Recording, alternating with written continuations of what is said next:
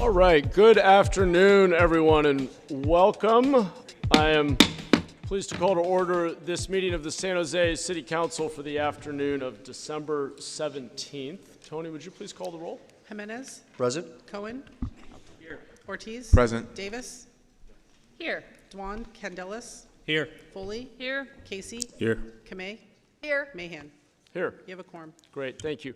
Now, if you're able, please stand and join me in the Pledge of Allegiance. I pledge allegiance to the flag of the United States of America and to the republic for which it stands, one nation, under God, indivisible, with liberty and justice for all. Thank you. Now, for our final invocation of the year, it's my honor to introduce an exceptional leader in our community, Dr. Cynthia Teniente Matson, the 31st president of San Jose State University. Ms. Presidente, as I call her. Before I turn the mic over to her, I just want to say very briefly, I've had the pleasure of getting to work very closely with our university president since she joined us. In fact, we started in our respective roles basically at the same time, so we've been on this journey together, and we are incredibly lucky to have someone of Dr. Teniente Matson's caliber leading one of the top public universities in the country right here across the street. We are already seeing the impact of her vision and our partnership. Just last week, we were over in the Rotunda together with executives from NVIDIA signing our respective MOUs for how we will work together to ensure that no one is left behind as we navigate this exciting new technological revolution being ushered in by AI. Of course, we already have started that work together through our joint public library and the new AI Center for Civic and Social Good, something our teams have collaborated on and brought forward this year. And of course, President Teniente Matson has also been a great partner to the city as we strive to have our downtown rebound, expand housing opportunities, and just has been a wonderful partner in thinking more holistically about how we build a great city, including by helping the university to expand out to Spartan Village most recently, where now 700 students are living down the Paseo and walking through the downtown. It's just been a lot of fun and a great privilege to work closely together. So President Teniente Matson, thank you for your leadership. I look forward to working together in the new year, but with that, I'm going to turn it over to you to help kick off our final council meeting of the year. Thank you. Thank you, Mayor, and thank you for those kind words. And I think the spirit of what you shared reminds me of a common saying that I heard recently. You've heard it too. It's better to give than to receive. The simple idea, especially meaningful during this season of giving, it's a time to reflect on what it means to give, not just in material terms, but through the ways we share our time, our talents, and our care for one another. Giving isn't just an action, it's a mindset, a way of building community, belonging, and purpose. The connection between San Jose State University and the city of San Jose is a testament to this spirit of giving.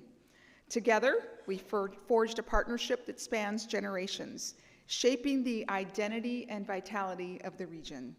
As Silicon Valley's only public university, our university prepares a workforce that drives innovation, creativity, and progress across industries. Our alumni are the region's nurses, teachers, city council members, city employees, innovators, and leaders in technology, playing a direct role in shaping the community we serve. Through the impactful work of many, like that of Senator Jim Beall, who will be recognized later, or Councilmember Jimenez, thousands of Spartans who contribute daily, SJSU and San Jose have built a relationship rooted in shared purpose and collective impact. Our shared history and future make us stronger together. Last week and into tomorrow is finals for our students. It's a period of focus, effort, and determination. Our students have spent countless hours working towards their goals, often juggling family responsibilities, jobs, and the pressures of academic achievement. It's inspiring, but it's also a reminder of how important it is to care for our mental and spiritual wellness along the way. Finding balance is essential for all of us. In our fast-paced world, it can be easy to lose sight of the need to pause, reflect, and recharge. Moments like this, gathering together as a community, remind us that wellness is about more than individual strength. It's about supporting one another, lifting each other up, and finding connection in our shared purpose. As we prepare for commencement later this week, we'll celebrate the success of our students and the resilience and generosity that have helped them reach this moment. Families, friends, faculty, and the broader community have all contributed to this great journey. It's a powerful reminder that we don't achieve anything alone. The sense of shared responsibility and connection is also at the heart of the partnership between San Jose State and the City of San Jose. Together, we've worked to create opportunities, to address challenges, and to celebrate the diversity that enriches both our campus and our city. Diversity is a source of strength, creativity, and progress. In that same spirit of collaboration, I'd like to take a moment to recognize former State Senator Jim Beall, an extraordinary alumnus whose leadership and generosity have profoundly transformed both our university and our city. His connection to our university and his family's connection with 12 degrees earned from our institution, his work on Senate Bill 1 with one of the largest infrastructure bills in California history, and initiatives like the repurposing of the Allquest building, which will also impact and strengthen our downtown. And he continues to provide support to students, faculty, staff, our city, all of our leaders. His unwavering dedication to addressing housing insecurity and mentoring students embodies the very best of Spartan values. As he receives a well-deserved Lifetime Achievement Award today, we celebrate his enduring contributions and the inspiring example he sets for all of us. We also celebrate our graduating council members, Spartan Sergio Jimenez, Deb Davis, and Arjan Batra. As we reflect today, let us carry forward this spirit of giving and collaboration. Let us recommit to caring for ourselves and to one another, and to fostering inclusion, and to building a city that reflects the best of us all. May we approach the challenges in 2025 with intention and compassion, and never forget the power of giving, not only to others, but to ourselves and to our shared future. Thank you, and welcome to the last meeting of the year for our City Council.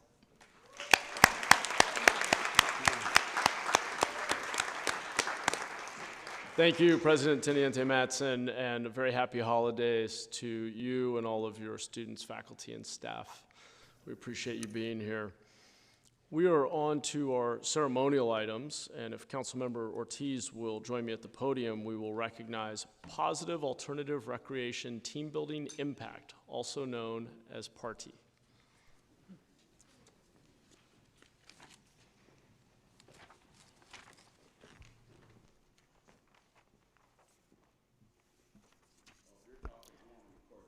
Oh, okay, all right. Good afternoon, everyone. Today we're honoring an organization that has been making a direct impact in improving the lives of San Jose youth from marginalized communities for the last 25 years. Positive Alternative Recreation Team Building Impact, or the PARTY program, was founded in the year 2000 by Winston Ashby, when 3 students asked for his support in creating a presentation for a school assembly to address the importance of equity for African American students on campus. From there, PARTY turned its focus to provide activities for all at-risk youth that encourage healthy decision-making, strong connection with one another, and empower the individual to be an advocate for social justice. A cornerstone of PARTY's mission is the annual Martin Luther King Jr. Stop the Violence event, a 2-day celebration on Martin Luther King Day weekend that creates a platform for youth to showcase their talents through artistic expression, voice their concerns, and advocate for social justice. This upcoming Stop the Violence event will be the 25th in PARTY's history, reflecting a decade-long legacy of making a difference in the lives of our San Jose youth. Now more than ever, the life and values of Dr. King need to be upheld, and future leaders empowered to bring forward his vision of equality and prosperity for all. And so it is my honor to present this commendation alongside the mayor to the party program for serving and empowering the youth of our great city. And I'd like to invite Mr. Winston Ashby to please share a few words.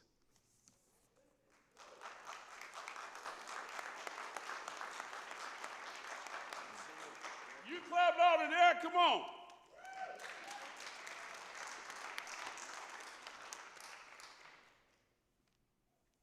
To the mayor, city council members that are elected to represent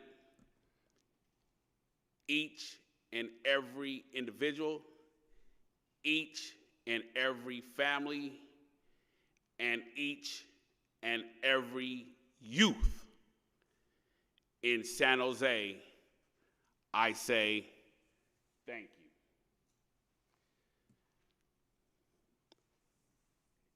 Been doing this for 25 years with the party program. I grew up in East San Jose. I went to school at Mount Pleasant High School, where as a teen growing up, we were told we were either going to be shot, be in jail, or be homeless. So we talk about the homeless epidemic now, but that's been on our focus and that's been on our mind to challenge ourselves to not fit into that statistics as I was a teen growing up. If it wasn't for mentors at San Jose State University, where I had a educator tell me to write a story about someone who reflects me, I may not have known my truth, nor my journey, nor my destination. And so I vowed when I received the opportunity from Tom McHenry, the mayor, to speak at his leadership conference to empower the next generation, and that's what the party program does. All of our youth have contacted each and every one of you to invite you to the 25th annual Martin Luther King Jr. Stop the Violence event. They have been communicating with each and every one of you. Sometimes they don't get responses.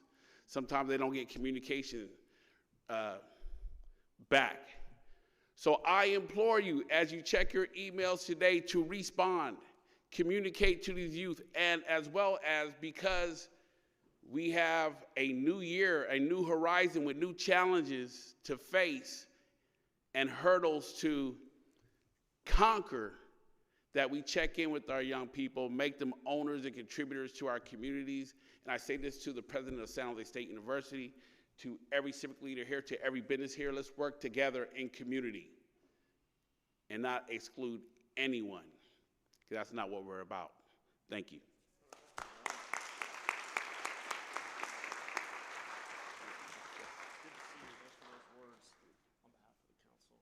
Commendation, inspired by Councilmember Ortiz here. We'll take a quick photo.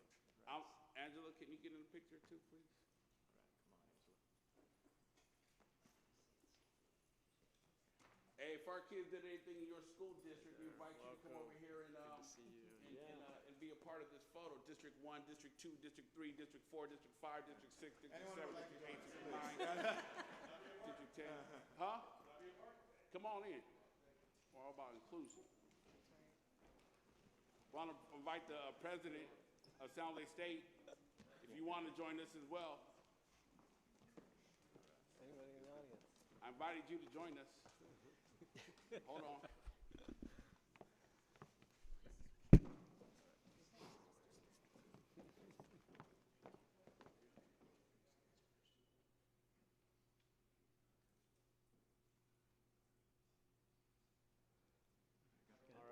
Thank you all. Congratulations, Mr. Thank you. Thank you. Did I tell you I remember that kid when he was a little kid? Thank you so much. I appreciate it. Oh, wait. I see you everywhere. Thank you. See you soon.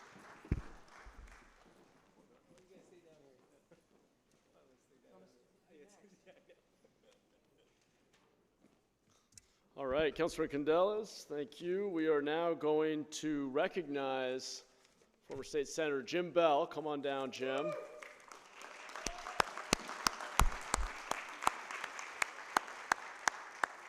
And just as I hand it over to Councilor Candelas, who's going to honor our longtime representative in many different roles, I just have to say, as one of the people in this room who was touched by Jim Beall's leadership, former intern 25 years ago, thank you, Jim, for all of your leadership and giving so many of us an opportunity to get involved with public service. Councilor Candelas? Thank you, Mayor. All right, I'd like to invite all of my council colleagues up here. Come on back. This is exercise hour. You know, I also have some pictures that are going to be playing behind me. Hopefully, there you go. It's, you know, some few highlights of Jim Beall in action throughout the years. So I am truly honored to have this opportunity to have Jim Beall here at City Hall to receive this commendation for his decades of service to our community. As a lifelong resident of San Jose, Jim's served our community for over 40 years, and he began his career right here on the city council. But before that, at age 19, as a student at San Jose State University, go Spartans, Jim was appointed by then Mayor Norm Mineta to the San Jose Goals Committee. Yeah, let's give it up. His job was to work hand in hand with residents for the future direction of San Jose. He has spent his entire career of public service bringing people into, like the mayor said, into the political process and bringing their ideas to reality. You know, fast forward at the young age of 19, 10 years later, he was the youngest person ever elected to the San Jose City Council. He championed parks, community centers, and transportation infrastructure. And furthermore, throughout his career as a county board of supervisors, state assembly member, state senator, and now as a director at Valley Water, Jim Beall has left a rich legacy in our region where he's prioritized the community's well-being, protecting our environment, and most importantly, spurring, you know, economic development and vibrancy. A few months ago, Councilmember Cohen and I actually had the privilege of seeing Jim Beall receive his third League of Cities Lifetime Achievement Award. So he's done enough for three different lifetimes. He's got to get an award. He's the only person ever to receive this award more than once. And so many of us look up to Jim, literally and figuratively. That was my short joke. Whose mentorship and guidance have touched the lives of people at home and outside this valley. So, you know, from the countless professionals that we have here, public servants everywhere are fortunate to have had the opportunity to work alongside and learn from a local legend. Before we present the commendation along with the golden bear, the bacteria bear, which for those of you who know, in the state capitol, there is a bear that's probably this high right outside the governor's office, and it's known as the bacteria bear because everybody touches it, and you'll probably get sick if you touch it. So we have a replica from that. And so anyways, enough being said, Jim Beall, please share a few words.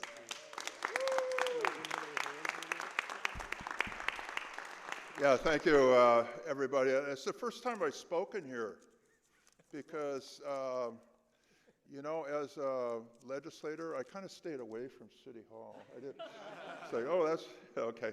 But it's important, I think, to thank the council and the mayor and the League of Cities who gave me this outstanding award.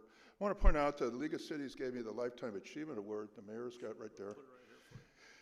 And the only other person to get it was Norman Mineta. And his son is right there, David.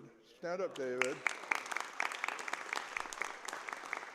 So I know when you were real little, right, you used to follow the mayor. The mayor, I just want to say, Mayor Mineta had me come in and gave me a job as a student intern.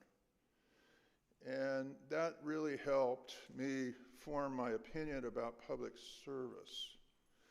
So I really have to appreciate the mayor and the council members we had. It's kind of another interesting fact is later on, I hired council member Al Garza's daughter, granddaughter, Elizabeth. Where's Elizabeth? She here, Danny's here, her father. Yeah, but the Garza family, Elizabeth worked me, and Elizabeth was the coordinator under Gene Cohen, who's now the head of the Labor Council. When I was a county supervisor, Elizabeth was the coordinator of the interns, and one of them was Matthew Mahan. So Elizabeth's doing great jobs of occupational therapist, right? Allen Rock. Yeah, Allen Rock Health Center. So go James Lick High School, right? I'm a dad. Next, I'd like to thank my wife, Pat. She's standing right there, Pat. You know, how many people tell you you're not doing the right thing, right, when you're elected? So I like to thank Pat and my grandson, Jack. And then I have two stepsons, Greg and Mark. And I'm also real proud of Mark and Greg also. I got my start at San Jose State, and the president's here. I was like, wow, the president's here. And you know something? She's a keeper. She's a keeper, right? We want her to stay here. We've had sort of a transition with a few people. Now it's time to kind of have a president that, you know, she's already, wow, boom, she came, boom. And we have this president just comes in here. And I got my start, Madam President, but I never would have gotten through San Jose State. It wasn't help for the financial aid office because we didn't have a lot of money. My 9 brothers and sisters, even though they went to San Jose State, we all had to work our way through San Jose State. And I personally worked in the fields hoeing vegetables in the Central Valley. And then 2 years after I stopped at San Jose State, I was appointed to the Planning Commission. I served 4.5 years on the Planning Commission, and then elected to the City Council, 28 years old. And council member-elect Pamela said, well, I'm going to be the youngest person. I said, no, you're by a few months, I was a little younger. But you're the youngest woman. So I'm giving her advice about, as a young person, being on the council. And it was easier for me. You know why it was easier for me? Because I had 7 women on the council at the time, and Janet Gray Hayes was the mayor. And they were great. That was a great group. We had a great group when I was starting. So thank you, San Jose State. Now, when you're elected, you don't have, you know, you ever ask an elected official for something, and then they say, well, I don't know, but I'll get my staff to answer your question, you know, like typical, right? So I want all my staff and interns to stand up. All the people that work for me, staff and interns, all the, Jean, oh yeah, Jess Zink, she's working at the city, Gene Cohen, Labor Council, Alphonse is working at the city, 5th floor, Lamb over here, the others. Naberto Duenas was our city manager here. A lot of, Francis, we have you and you two, right? You two guys. You got influence all over the Yeah, city. I don't know. I had a lot of other elected officials, like I had this foster student that came in, and she decided to stay. She was like the intern that wouldn't leave, you know. She was a San Jose State student. And she kept coming in, and I said, why do you want to work for me? She said, oh, I like what you did on the foster care. To get the foster carers into college, in the Guardian Scholar Program at San Jose State. And I was a foster kid, she said. And I said, well, what do you think of this idea? She says, you know, Jim, that's a dumb idea.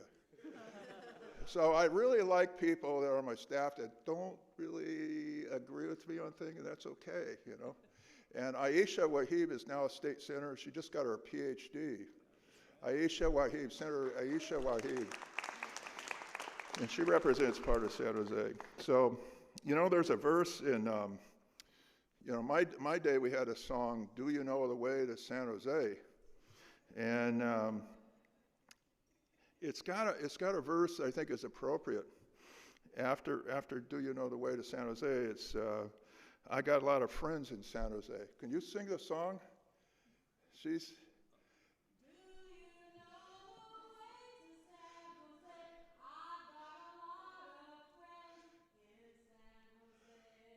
Okay, there we go, right? All right, yeah. See, so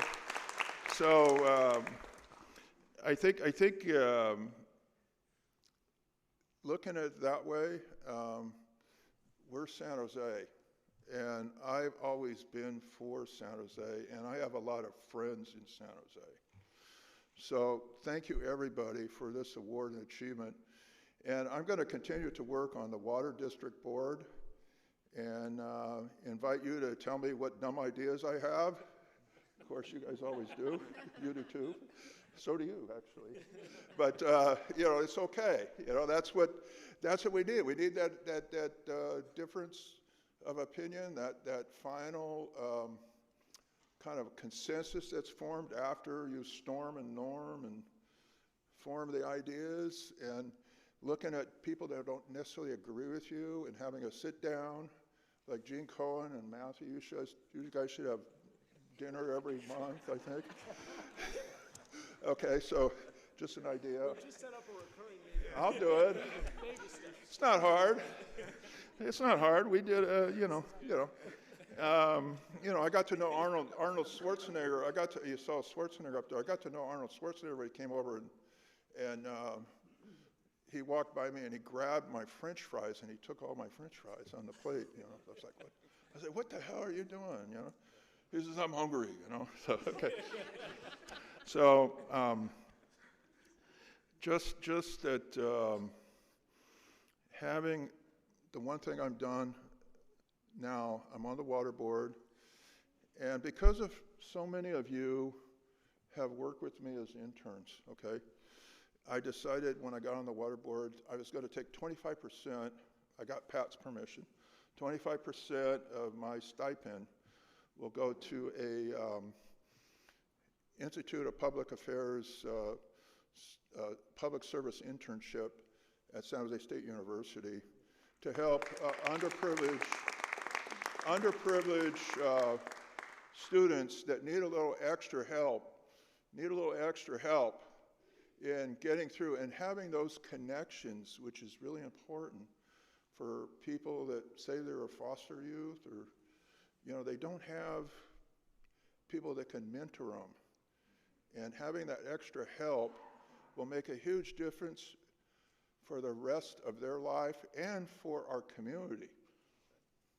So, and you got to pay them because they don't have money to spend. They're low income. So a lot of the Guardian Scholars have worked for me. Aisha was one of them. Francis, others have gone on to great careers. And we need those people to serve our community. This guy right here, he worked for me. Look at him, he's shy, he's kind of a quiet guy. Yeah, Jonathan. So we need to respect that and understand our community. You got to have a lot of friends to make things work right. So create opportunities for people that are going to the best public university in the United States, and also the best community college system in the United States. And some of those kids in East San Jose that we were talking about, give those kids opportunities. Give those kids chances. Let them have a chance. Let them tell you you're not doing the right thing. And usually they're right, so it'll help you too. So it'll make our community a stronger community. I just want to thank the mayor and the council, and especially the League of Cities for the Bacteria Bear Award, they call it. I said, what? That's COVID. That was a COVID thing. Thank you, everybody. Thank you, Mayor, and thank you, council members. Jim, we want to present a commendation. We're going to present the commendation. Oh, yeah, okay. Council, Thank you, and then thank let's you, come Matt. over here. We'll grab a photo. Okay.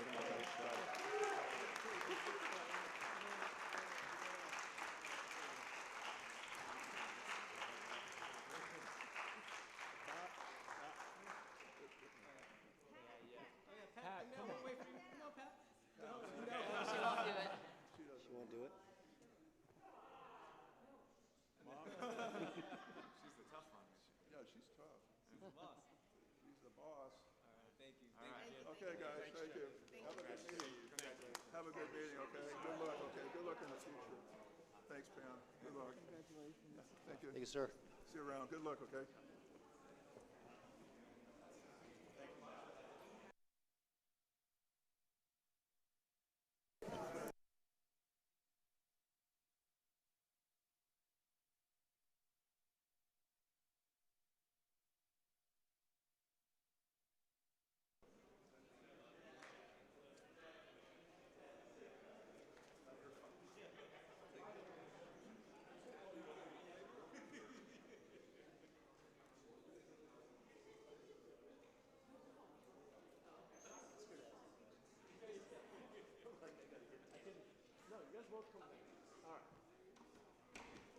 All right. We have one more very important ceremonial item. So if I could just ask for everybody's attention for just another moment here. We have a very bittersweet ceremonial item as we bid farewell to a couple of our colleagues. Councilmember Sergio Jimenez, Councilor Dev Davis, who have both served our city for 8 years now. And I'd like to invite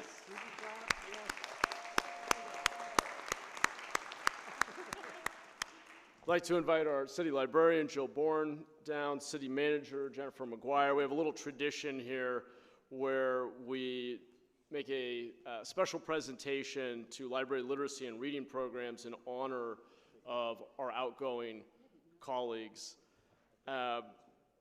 First, let me just say, I have a lot of respect for Council members Davis and Jimenez and have learned a lot from watching them lead and the conversations we've had.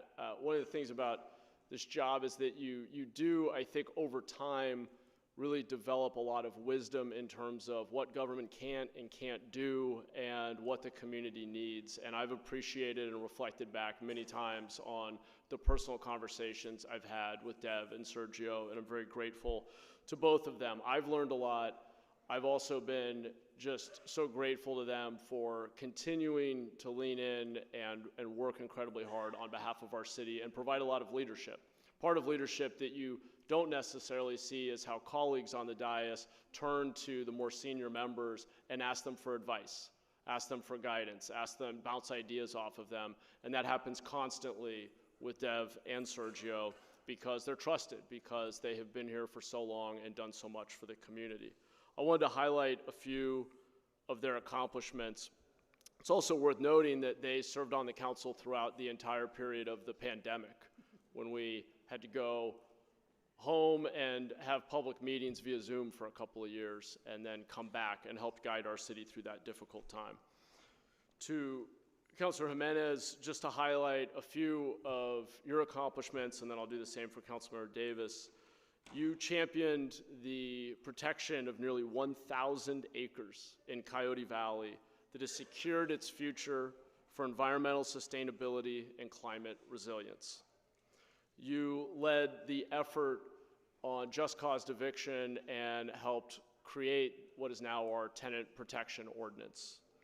You helped build community resilience in the historically underserved Round Table neighborhood through Project Hope, and I've been out there to see that neighborhood association and how it has grown and taken ownership of the neighborhood. You helped initiate the opening of the city's Southern Police Substation by tenaciously requesting resources for its build out and securing a new site for our police academy. You spearheaded the work of an MOU with Union Pacific so that the city could gain regular quarterly access for litter pickups, abatements, and graffiti removal along the railroad tracks. And if anybody is aware of working with Union Pacific, he deserves a medal for that work.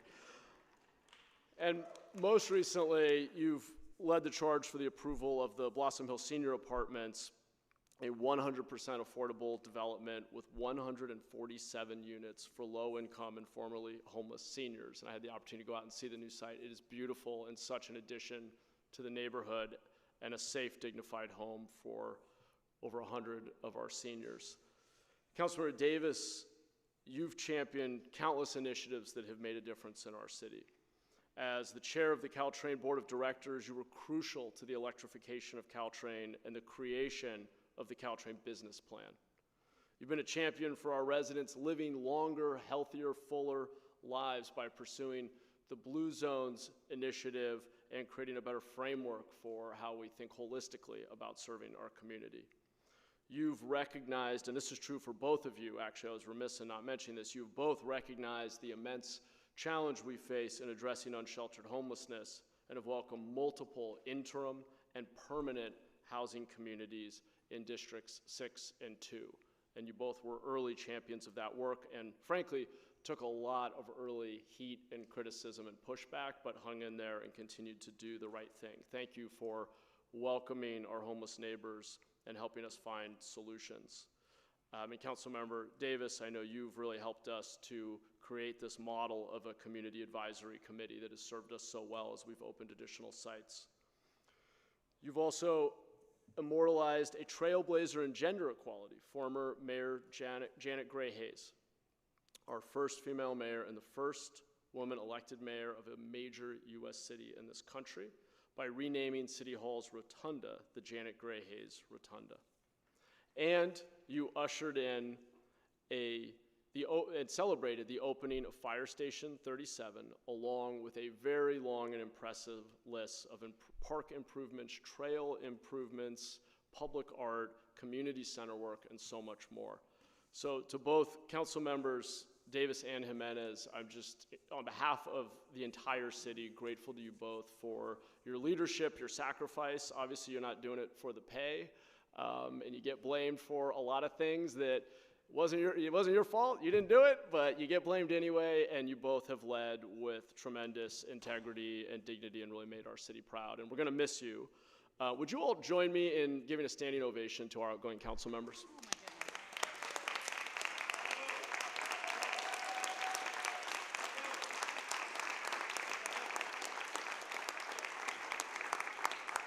I'll get out of your way if you want to say a few words. So the mayor just cut out like more than half of my speech. I'm kidding, I'm kidding. No, which is better for everyone because you don't need to hear me. Well, let me just thought about what I wanted to say. I just put together a few ideas. I certainly was going to touch on some of the things you touched on, so I'm going to skip all that. But thank you very much. No, but thank you very much for highlighting that. That's very important to me and over the years and the effort that we've made to try to alleviate and make positive changes for the residents of the city in District 2. But we as elected officials know full well that when we take that oath of office, like Councilmember Casey just did not too long ago, that there's going to be this day that comes because we have term limits, and rightfully so. And so I knew this day was coming. And so it's been quite a run. In the years that Councilmember Davis and I have been in office, it was just a tad abnormal, dare I say. We've dealt with fires, floods, pandemic, social unrest, cyber attacks, and while on the VTA board, there was a mass shooting. It feels like a lifetime of service. For example, I started with no gray hair. Now I have a few strands of gray hair. Also, to put it in perspective, when I got elected, my daughter was 14 years old. She's now 22 and out of college. And so it's been quite a ride. We've had nearly 430 council meetings, including study sessions. We've gone through 3 city managers, 3 police chiefs, and 5 independent police auditors, which obviously has been a whirlwind of change that we've had to preside over, but we've done it with grace and honesty and hard work, I think. And I'll leave out some of the things I was going to highlight, but let me just say a few thank yous. I want to say to my team, no offense to the council members behind me or the mayor, but I feel like I have the best team on the floor. They're sitting right here. If you can stand up, please. They often don't come to council meetings, actually, but they're always texting me during the meeting saying, can you believe he said? I'm joking. No, they've been great, and we've been mostly the same team for 8 years, and I take much pride in that. We've led many efforts around a variety of issues over the years, and I'm proud of the work we've done. Kimberly, Vanessa, Helen, Laura, and of course, Lucas. Thank you. Thank you for always putting our constituents first and for assisting me in representing them the best that I could. For city staff, for those of you who don't know, a lot of the city staff sit on this side. I sincerely appreciate your work. your commitment and the effort in helping us solve many of the complicated issues that we face on a daily basis. I leave here knowing that there's much work to be done, and I feel confident in your capacity to partner with the council and really address many of the issues that continue to plague our city. The other and very last thank you I would say is, well, not the last thank you, my colleagues. I've enjoyed working with, and I was trying to think of, I want to sort of say something funny, but I'm also thinking I may cross over the line at some point, so I'm not going to go down that road. So my colleagues, I enjoyed working with each and every one of you, although we didn't always agree. I think we disagreed respectfully, and I very much appreciated that. I often think that if one were to read a few articles in the newspaper, you'd think that we don't get along or we're constantly at each other's throats. What I would tell the public, that I think that's far from the truth. If the residents were able to see the collegiality that I see in closed session or even the interaction in the green room, they'd feel hopeful like I do and see like I see that we often agree on more than we disagree. I'll miss the conversations, the jokes, the rolling of the eyes, and on occasion, the amazing focus of some of my colleagues staying within that 10 minutes as we speak. Councilmember Foley's always elbowing me saying, you went past your 10 minutes. And so I wanted to make sure I stayed within that. And lastly, let me just say a very sincere and deep thank you to the residents of District 2. It has been an honor to serve you. And though we didn't agree, I'd like to think that my team and I did served you with sincerity and honesty, and I very much appreciate the opportunity. Thank you.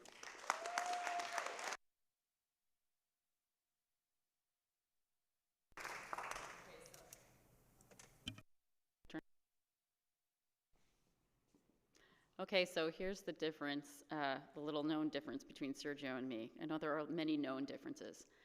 I'm not really good at planning things in advance when it comes to speaking, so I actually didn't plan anything. So if I forget anybody, I wanna apologize. It has been the honor of a lifetime to serve as council member. You may have had the greatest staff. I also had a wonderful staff, but I definitely have the best district. I have heard so many times from my residents, this is just a thankless job. I want to thank you for your job. Thank you for what you do. And so it was never a thankless job because I had so many residents who were thanking me when we were out and about or if we did anything. And I also heard a lot about how great my team was because they really do all the hard lifting. We just do all the blowhard stuff. I want to thank everyone on staff who's put up with my many texts and Teams messages over the last 8 years. I know they often come out of left field or at a weird time of the day when I'm thinking while I'm walking the dog or when I'm getting ready for bed and I have one more thing I have to get out of my head and onto your plate. So I just want to thank you all for everything that you have done to be so responsive and helpful and supportive of all the work that we've done.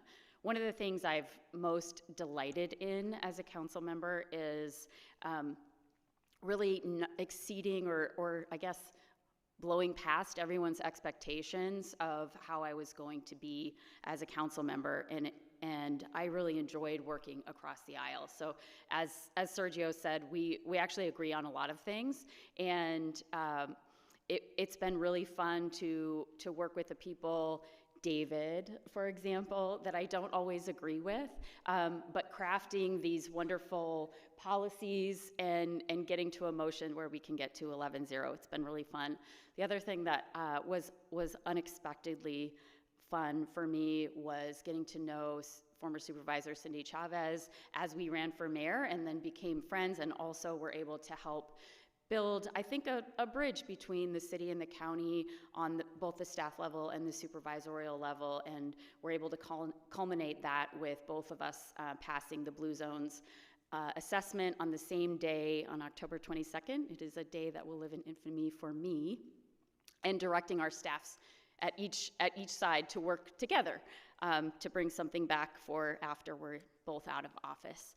So it's been so wonderful, and I just want to thank everyone for, I don't I don't even have to list off the accomplishments, the mayor already did, but there have been so many other things that we've done kind of behind the scenes that haven't culminated in policy that have made a difference, I think, in people's lives in District 6 and in the city, and it's just so wonderful to have such a great team here at the City of San Jose on the 18th floor and all the other floors. Thank you.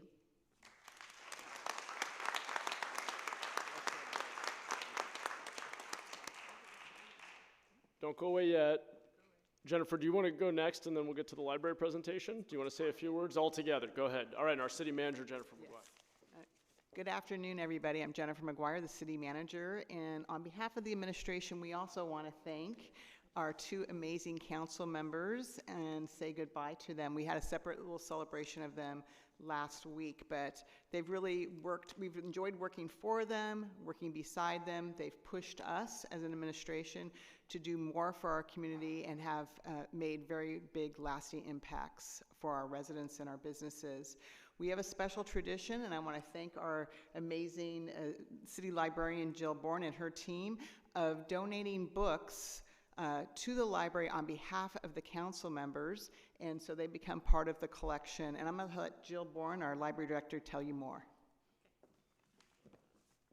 Thank you, Jennifer. I'm Jill Bourne, city librarian, and as Jennifer said, this is a wonderful, uniquely San Jose tradition of coordinating baskets of books that then go out to either literacy programs or into our library's collection.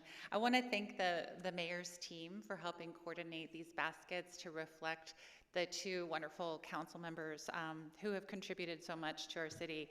And just to highlight how the baskets reflect them uniquely, you know, no surprise that Councilmember Jimenez's book or basket includes books like Latino Land and The Wonderful Things You'll Be, which is one of my favorite books in the whole world by an artist I know.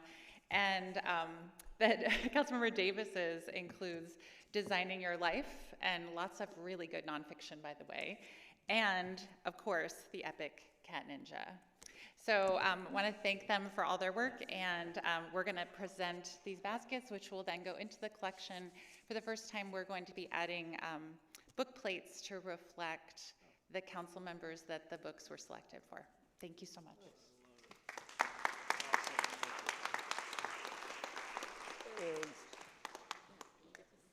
And in the very unlikely event that either of you have any spare time in the days ahead, I also got you each a San Jose edition of Monopoly. So. These you get to take home. These I didn't take home. These are actually yours. Yeah, you bet. Or do we take a photo? Yeah, let's do a photo. And would you join me in one more big round of applause for our outgoing council members?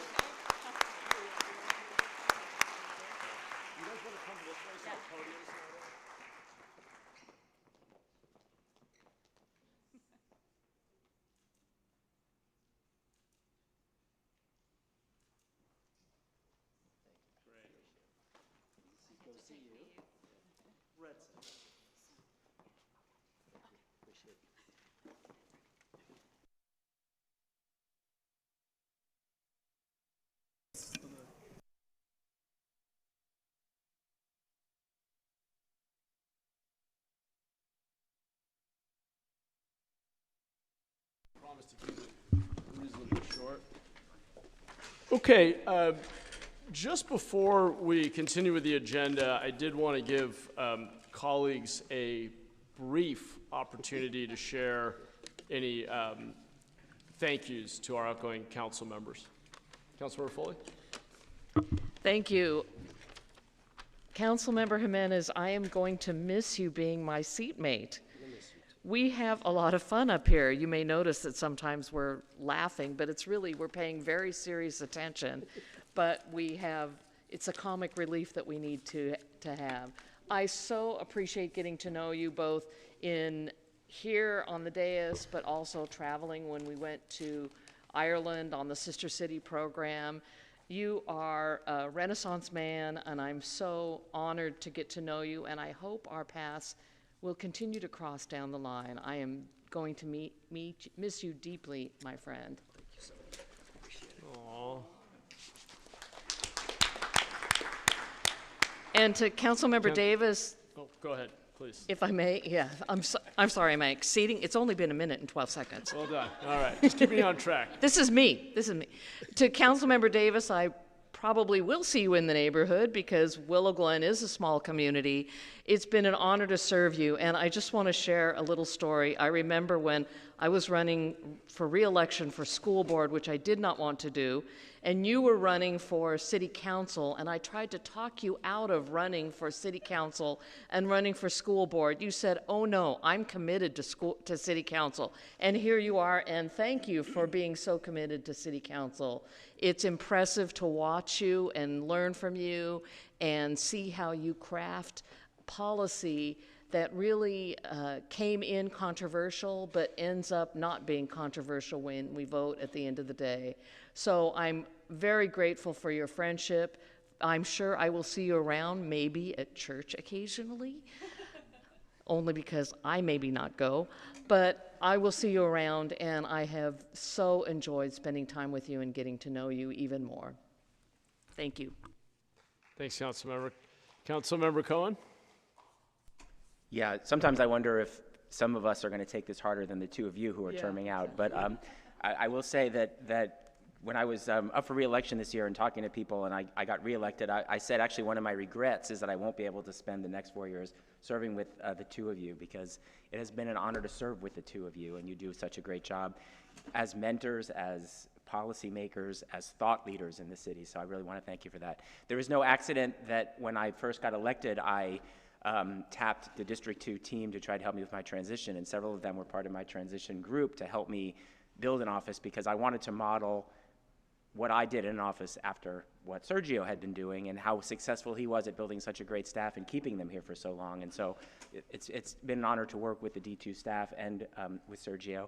And then there's been nothing more amazing than crafting policy with Dev and you know, looking from the distance. We've never been near each other on the dais, but always tried to be in sync, even when we weren't in the same Brown Act, just sort of using our telepathy skills to try to come to consensus and build policy that was better for the city as a whole. And so I really do appreciate both of you. And for people who want to serve, the two of them are models for what it's like to serve on the council, particularly when it comes to the measured way that they present themselves here in this room. I mean, some of us probably speak more than we should, but the two of them, and pay attention to this. I tell people actually when I meet with them, if they're new to this, pay attention to the two of them, because they might not speak on every issue, but when they speak, you have to listen to what they say. So I really do thank both of you for your service, and wish you all the best, and I know we'll still be in touch. Well said. Thanks, Councilmember. Councilmember Candelas? Thank you, Mayor. I just want to say thank you, my public thank you, for Councilmember Jimenez, for your camaraderie, your guidance, your mentorship, both on the dais and outside of the dais.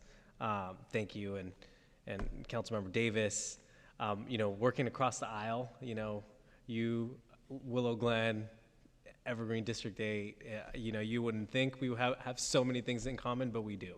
And so I appreciated getting to know you and your leadership, both again on the dais and outside in the green room on the 18th floor. And I will miss both of you, but hopefully we can continue to see each other, not just during public comment on an issue affecting your neighborhood either. So thank you. Awesome. Thanks, Councilmember. Vice Mayor? I also want to extend my thank yous, and you know, something about being next to someone who's really funny, it really helps a lot. I want to say, you know, those of us who've been in public service for a long time knows how difficult it is. I want to say thank you for your service, both of you, and thank you so much for the laughs. You know, sometimes you have to have humor in this kind of job, and both of you are pretty funny people. So I just want to say thank you for your service to the community. Thanks, Vice Mayor. Councilmember Ortiz. Yeah, I just want to share a very quick thanks to both of you and speak personally about both of you. Councilmember Jimenez, it was an honor to partner with you on the last budget and seeing how strong you were in negotiations. And really the coalition we built is the reason why we were able to get those dollars for the preservation project on the east side that we approved at the last council meeting. And Just watching you navigate conversations on the dais has been an inspiration to me, and I'm working on making sure that I could definitely follow your eloquent footsteps. And of course, Dev, you've been a mentor of mine, even though, on many issues we do disagree on, but I think you've been a pleasant person to work with. I've very valued, times where we've had our one-on-ones, and, a lot of the wins that I was able to get on this council was because of you and because of your willingness to work with me and advocate and care about the East Side, especially your dedication to the blue zones, because I know that a majority of that work is in District 5 and District 7, which is a long ways from your district. But the fact that you, cared enough to advocate and spearhead that meant a lot. Thank you. Awesome. Well, appreciate all the comments from colleagues. Very well deserved. I hope you both don't mind if we keep you on speed dial. I think we're going to want to continue to benefit from your wisdom. And once again, really appreciate you both for all your service to our residents. And wish you all the best in your next endeavors. I'm excited to see what you both do. Okay, we do have an agenda to get to, unfortunately. So we're going to continue going here. We're on to orders of the day. Does anyone on the council have any changes to the printed agenda? And I'm not aware of any. Okay, great. Closed session report. Thank you, Mayor. We do not have a report out of closed session today. Great, thank you. Next is the consent calendar. I am pulling very briefly for a couple of questions, item 2.22, which is actions related to grant agreements for multiple emergency interim housing program sites. I think we have Eric here for that. And then would anyone like to pull any other items from the consent calendar? Okay, not seeing any. I'll just very quickly, Eric, if I can ask you a couple questions.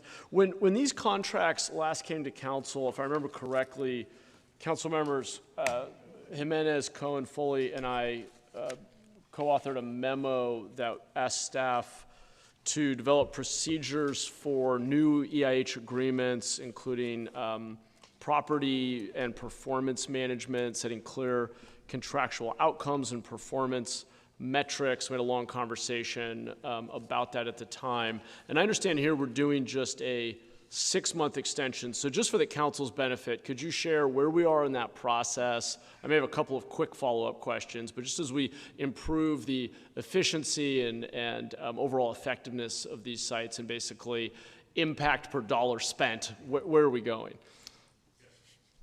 Thank you. Eric Sullivan, Housing Director. Thank you, Mayor, for the question. So first, to the question about the outcome measures, they have been incorporated into all the existing contracts. What we're doing here today is extending out for 6 months the existing contracts so we can take in partnership with our supportive service providers, a process of reorienting our entire administration of the EIH portfolio by focusing on cost-saving reductions, as well as repositioning our supportive service providers to focus on their strengths, which is the provision of services and case management to our residents across EIHs, and then centrally procuring as we are going to see the portfolio grow, double, potentially triple in size here in the next 12 months by centrally procuring 3 cost factors that are primary, which are food security and then overall property management, which is then going to allow supportive service providers to focus on case management services and supportive services provided to residents. So in addition to the outcome measures and the execution of the data collection for that work, we're also going to be reducing overall costs of the portfolio, particularly in light as it grows in the coming year. That's helpful and makes a lot of sense to me. As we pull out the property management and some of the things you highlighted there, security, food, et cetera, is that something that would go out to bid in 6 months? Is this an extension to enable that transition, or are you pulling that out now? It's an extension to enable that transition, okay, so we can have those communications, then put those items out to bid, so we can then reintroduce them through a phased-in process throughout the portfolio, beginning with the new items, then coming back to the existing portfolio, so to do this over time in a way that doesn't disrupt services in any unreasonable way. Great. And then when you do come back, presumably in about 6 months, to change the agreements and potentially extend some, bid out the property management piece, at that point, will the council be able to see a more detailed breakdown of some of the performance data, things like the outcomes by site and provider, the cost per outcome, the utilization rates of this, those sorts of things that we had put in our memo previously. Yes, so in addition to providing kind of better line of sight into the cost drivers throughout each of the sites across the portfolio, each of the outcome members identified in that memo, which have already been installed into the contracts, will also have a period of time performance, because those contracts were amended in October of this year, and then we were able to install what is going to be the data collection system for capturing that performance data. So we'll have a period of time to report out in performance for each of the contracts, as well as come back with some potential cost-saving measures. Okay, last two very quick questions. Are the providers now up to speed on the things we're prioritizing, the measures we care most about, and ultimately how we're thinking about, for lack of a better term, a bit more performance management around these sites? Yes, so Deputy Director Cupid Alexander has been meeting with our sports providers to talk through these changes on performance management, the upcoming the amendments that were executed to the contracts, and then now moving forward as we're looking for ways to prepare for the growth in the portfolio. How are we getting to cost-saving measures? Okay, great, thank you. And then lastly, do you anticipate that at some point, I guess the question would be when, if the answer is yes, that performance data would be published more continuously on the city website somewhere so that anyone would have access to it? Yes, so as we're redoing our dashboard for housing performance measures, a new dashboard will be published in January. The outcome measures for the practice and performance of the EIH portfolio will be included in that revised dashboard. We're hoping to start that in March of next year. Great. Well, I really appreciate that you're leading this transition toward this new structure and a bit more focused and I think efficient operating model. So thanks for answering all those questions. Appreciate it. And good to see you out in the creek early this morning. We did participate in a waterway count this morning as we prepare for the work we need to do next year to comply with the stormwater permit. Okay, that was all I had on that item. I don't see any other hands up. I don't think there were any other items. Do we have a motion on the consent calendar? Okay, great. Thank you. Tony, do we have public comment on consent? I have no cards for this item. Okay, coming back to the council, let's vote.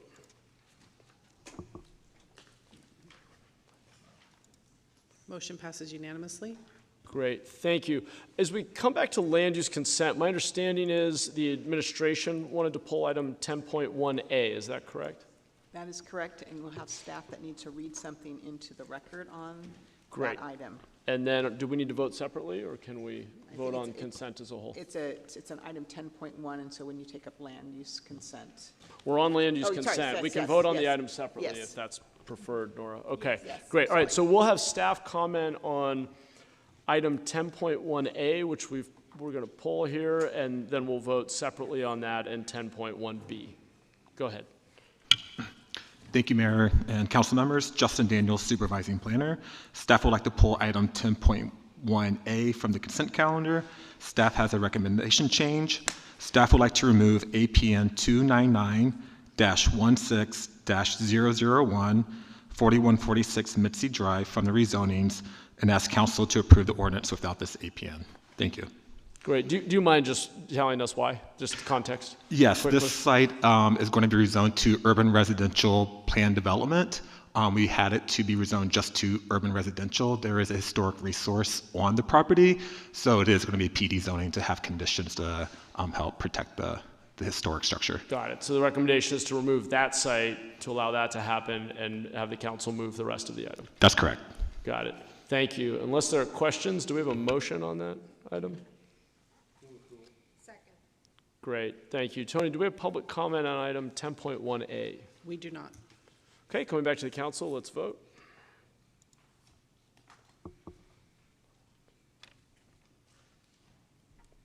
Motion passes unanimously. Thank you. And then there was one remaining item on land use consent, which was 10.1B. Attorney to colleagues. I'll move approval. Thank you. Great. Thank you. Tony, do we have public comment? No cards. All right. Coming back to the council, let's vote.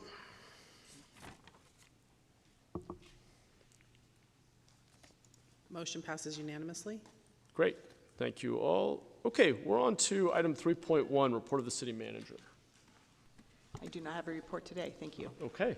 Thank you, Jennifer. On to item 3.3, actions related to the 8813 West San Carlos Street Urban Village Streetscape Improvements Project. Do we have public comment? I have no cards. Okay, thank you. Coming back to the council. Great. Tony, let's vote. Who was the second on that? Candelas. Thank you.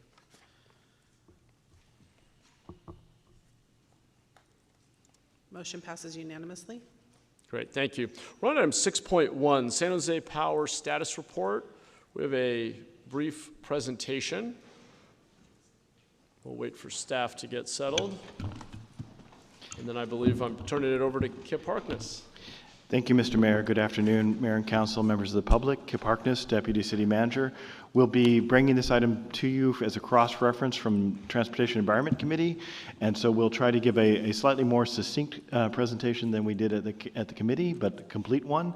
We'll also be inviting up to participate some key stakeholders in this conversation, our partners with IBEW and our partners with PG&E as we move forward. But I will turn it over here, joined at the dais with Lori Mitchell, the Community Energy Director at times, and also helping us lead this project, as well as Erica Garafo, the city's lead resilience strategist, who is the mover and shaker in this project. Thank you, Kip. Good afternoon, council members, mayor, and members of the public. Erica Garafo, lead resilience strategist, city manager's office.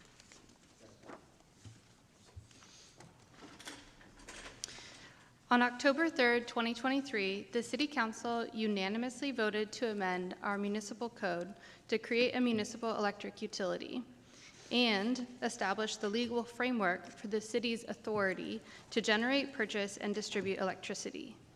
In that same action, the Council directed staff to explore the possibility of establishing San Jose Power to provide electrical service in selected areas of the city. The Council directed staff to consider 4 key questions as a guide to the exploratory phases as follows. If the city were to provide municipal utility for electric service in limited areas of the city, could that be done in a way that would, 1, reduce electricity energy costs for San Jose Power customers, 2, allow the development of more innovative and energy efficient buildings, 3, increase the electrical resilience of the city of San Jose and our critical infrastructure for both climate change and emergency response, and 4, enable us to attract and retain the skilled, trained, and talented workforce required to perform this work effectively and reliably. To answer these questions, staff is evaluating the infrastructure needs and developing and evaluating a business case, staffing plan, and financing strategy for a potential municipal electric utility.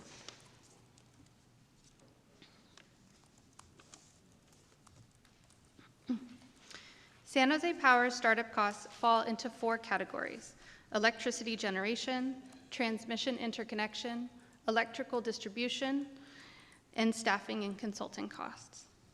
Discussions with potential partners have explored a model where a developer or customer would finance infrastructure upfront to limit any general fund expense. I'll go through each of these categories in particular. So first, electricity generation. These costs would cover the cost of any power that's procured. Transmission interconnection. The developer or customer would cover all upfront costs of ensuring scalable facilities to serve future load. 3, electrical distribution. Following common practice, the developer or customer would fund and build out distribution infrastructure, which is then transferred over to the utility. This approach allows developers or customers to control the timelines and designs. And lastly, staffing or consultants. The developer or customer would cover all city staffing and consultant costs for both the initial build-out and future phases. This model minimizes San Jose Power's financial risk by shifting it to the developer or customer, who can better align infrastructure development with their project timelines. Switching gears slightly, I want to explain why this moment in time is particularly ripe to explore standing up a new utility.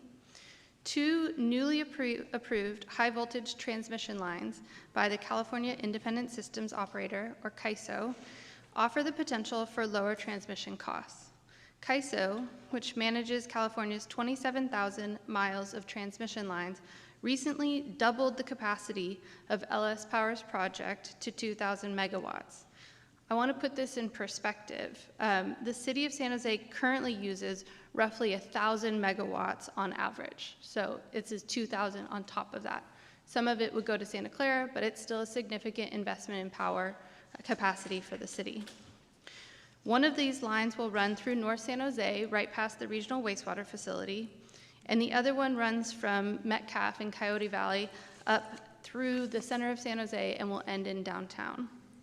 The construction of these lines begin in 2026, with energization expected by late 2028. These projects allow San Jose Power to connect directly to the transmission grid at a lower cost. The city of San Jose filed two 250 megawatt interconnection requests with LS Power, one for North San Jose and one for downtown. These requests allow staff to assess the cost and secure access to the transmission capacity, potentially enhancing reliability and reducing startup infrastructure costs for San Jose Power.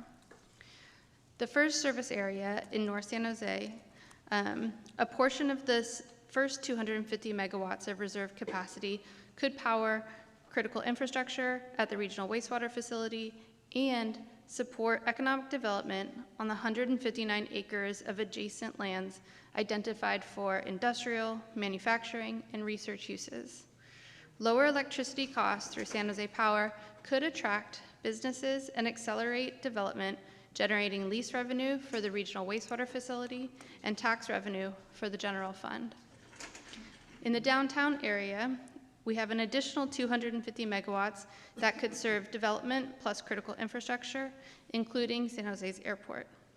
San Jose Power could enhance reliability and lower costs for these transportation hubs, supporting expanded EV charging and other energy-intensive operations. Of course, a key challenge in downtown is very limited space for new infrastructure, which of course complicates the interconnection development. I'll transition over to Kip. Thank you, Erica. I want to talk a little bit now about the mutual cooperation agreement. Staff is in discussions with potential developer customers in both North San Jose and downtown. A potential next step could be a mutual cooperation agreement with a preferred developer customer to take the staff's feasibility assessment through the next level of due diligence.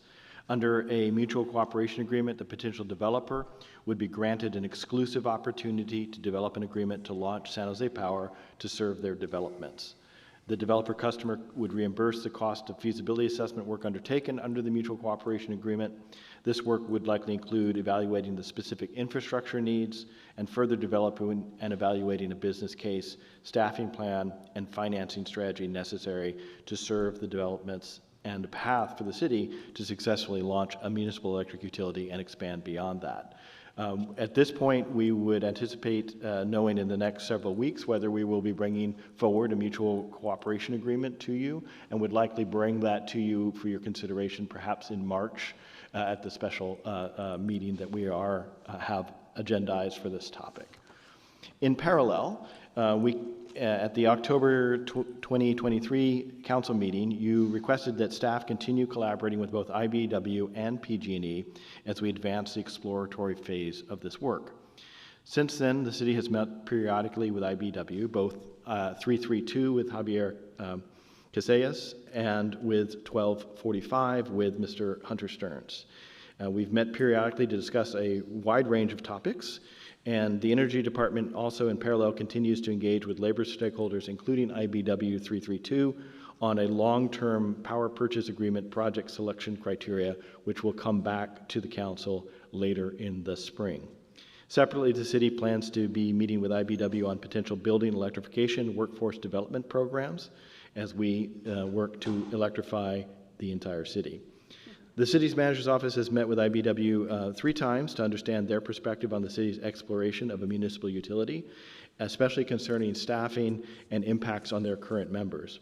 The city plans to continue to meet with IBEW to gather their feedback as we refine the San Jose Power opportunity analysis And we are working deeply to understand their concerns and see how we can mitigate and avoid any of the issues that we might be creating for them in our approach. With that, I'd actually like to invite up Hunter Stearns, I believe is here, from IBW 1245. Yes, there you are, sir. And I'm not sure if anybody is representing 332, but you're certainly welcome to come up as well. Will, great, excellent. Hey, good day. Wow, oh, it's great to have a fan. Sure. Thank you, Mayor Mahan and members of the council. I appreciate the opportunity today. My name is Will Smith. I'm a business representative for IBEW Local 332, represent the electrical workers in Santa Clara County, over 3,500 men and women that work in the electrical industry right here in our beloved county.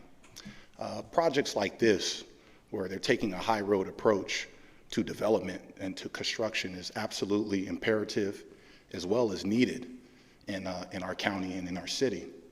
I'm sure that council members have heard from the development community from time to time where you hear we don't have the skilled and trained workforce to complete projects.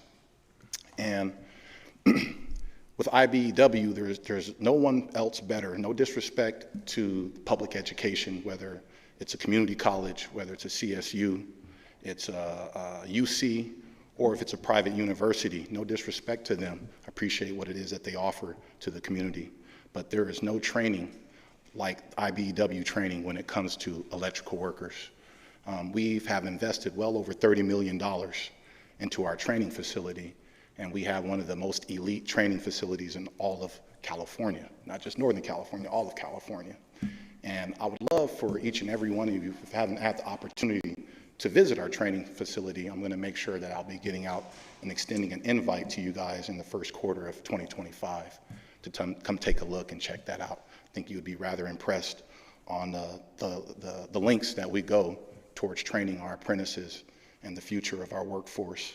With that being said, in 2023, we hit a lull in work where things had slowed down, and we weren't able to bring in any new apprentices that year. This year we've brought in some, and hopefully as long as the outlook of work is projected for more work to come, then we can bring in more apprentices. Once again, there's nobody more qualified or trained to train the future workforce than IBEW Local 332. Our instructors are our members. They're people that work day to day in the field, and they have that expertise that they bring to train our future apprentices.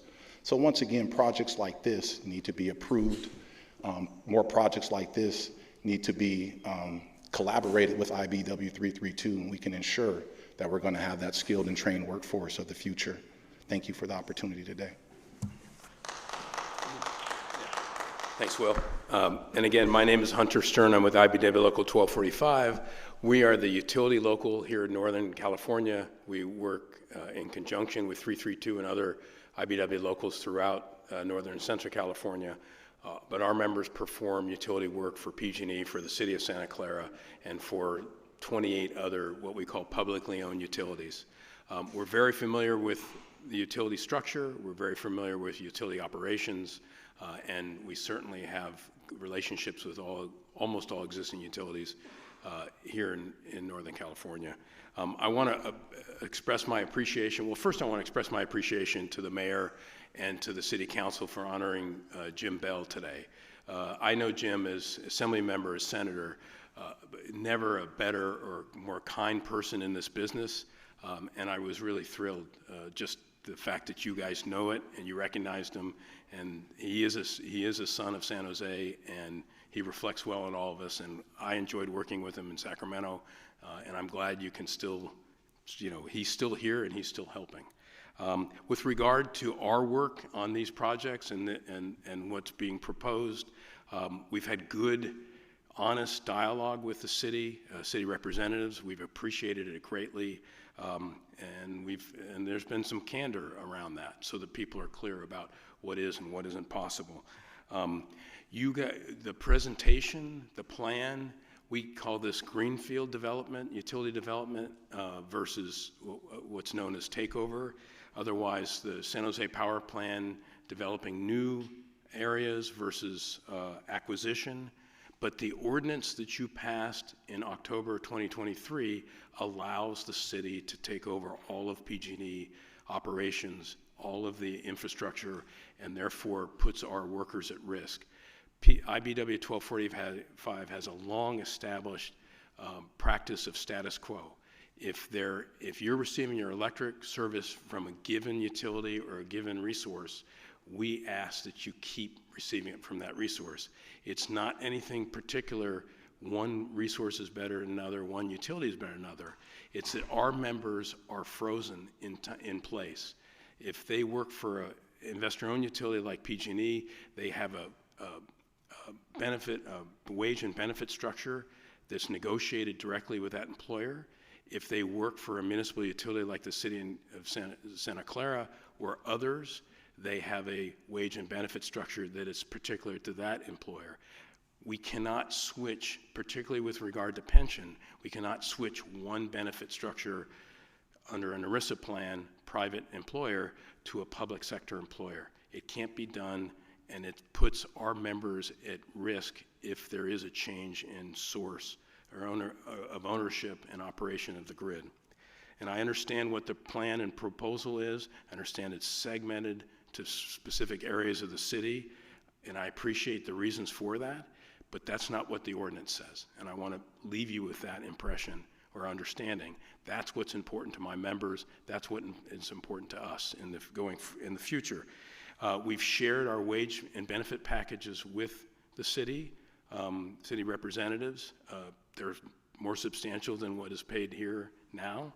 And I want to end by saying the MOU discussions, and obviously PG&E and their representatives will discuss that in much more detail. We're not privileged to those conversations with the city.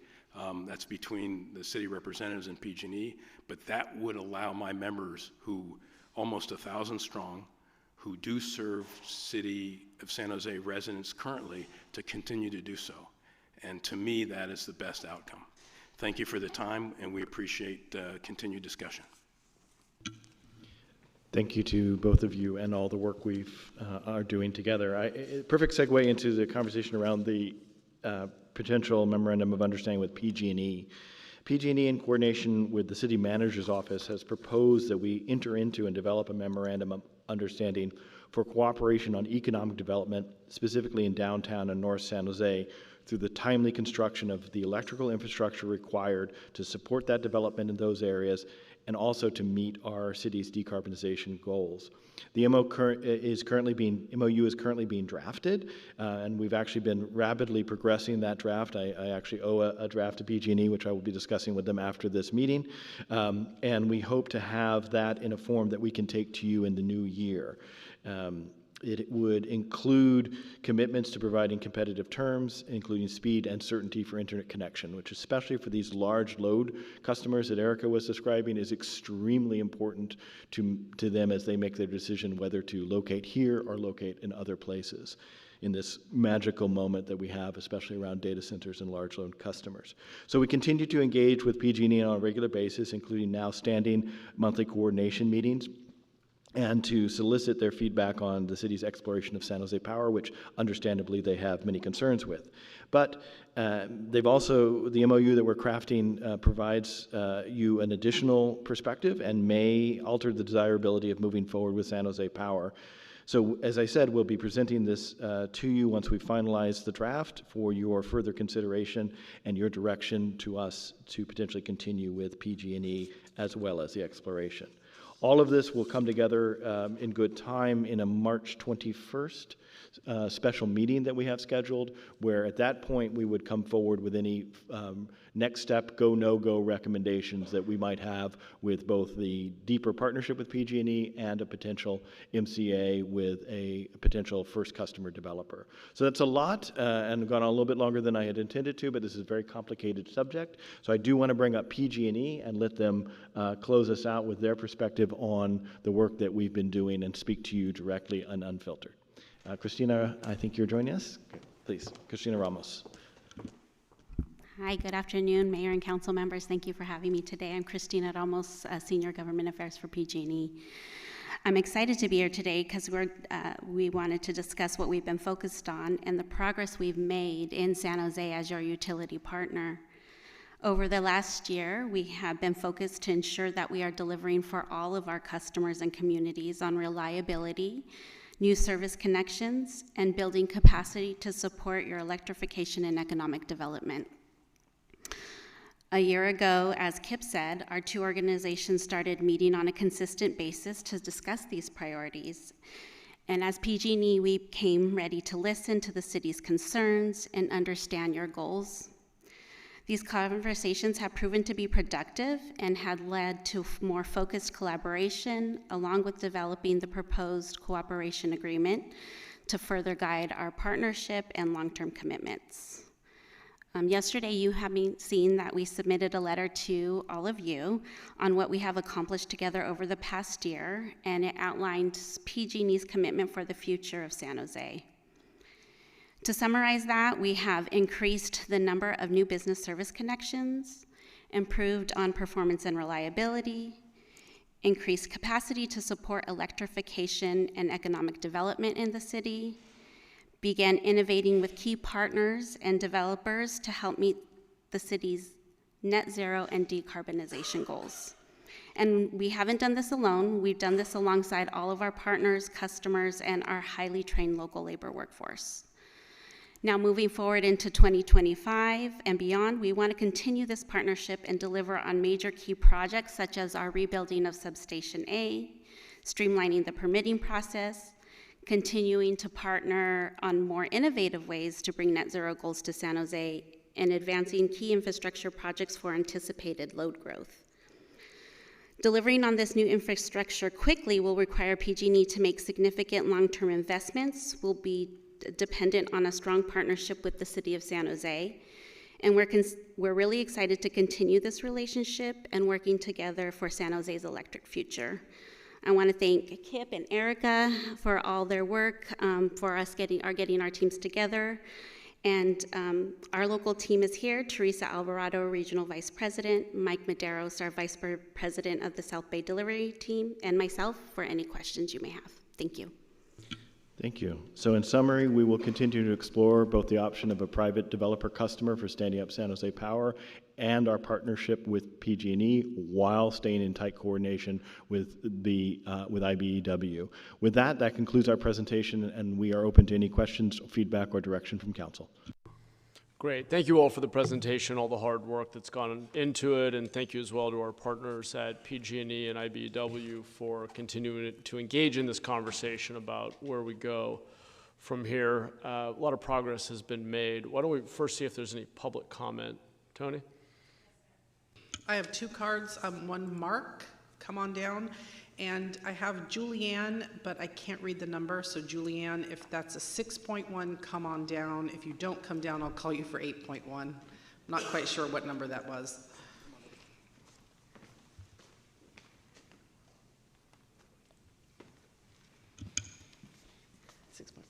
Good afternoon, mayors and mayor and council members. I'm Julian Wang, speaking on behalf of Santa Clara Valley Bird Alliance, formerly Audubon Society. The open space that still exists between the bay and Highway 237 is a critical wildlife habitat that must be preserved. The open space serves as a climate refuge for many local and migratory species. Did you know that golden eagle nasir and boring owls? Yesterday, there was a story in the Mercury News about the boring owls in this area. The collaborative conservation efforts in San Jose in the past 12 years has successfully increased the population of the endangered species in the open space in El Viso from only 2 breeding pairs to 11 breeding pairs this year. And we are grateful for the city's investment in recovering the species. But to continue supporting them and allow the species to recover in California, we must protect our remaining valuable open space north of 237. We urge San Jose to focus on redevelopment of existing structures north of 237, and reject any projects in the remaining open space, including the 159 acres of land that must remain undeveloped. Thank you. Thank you. Next speaker.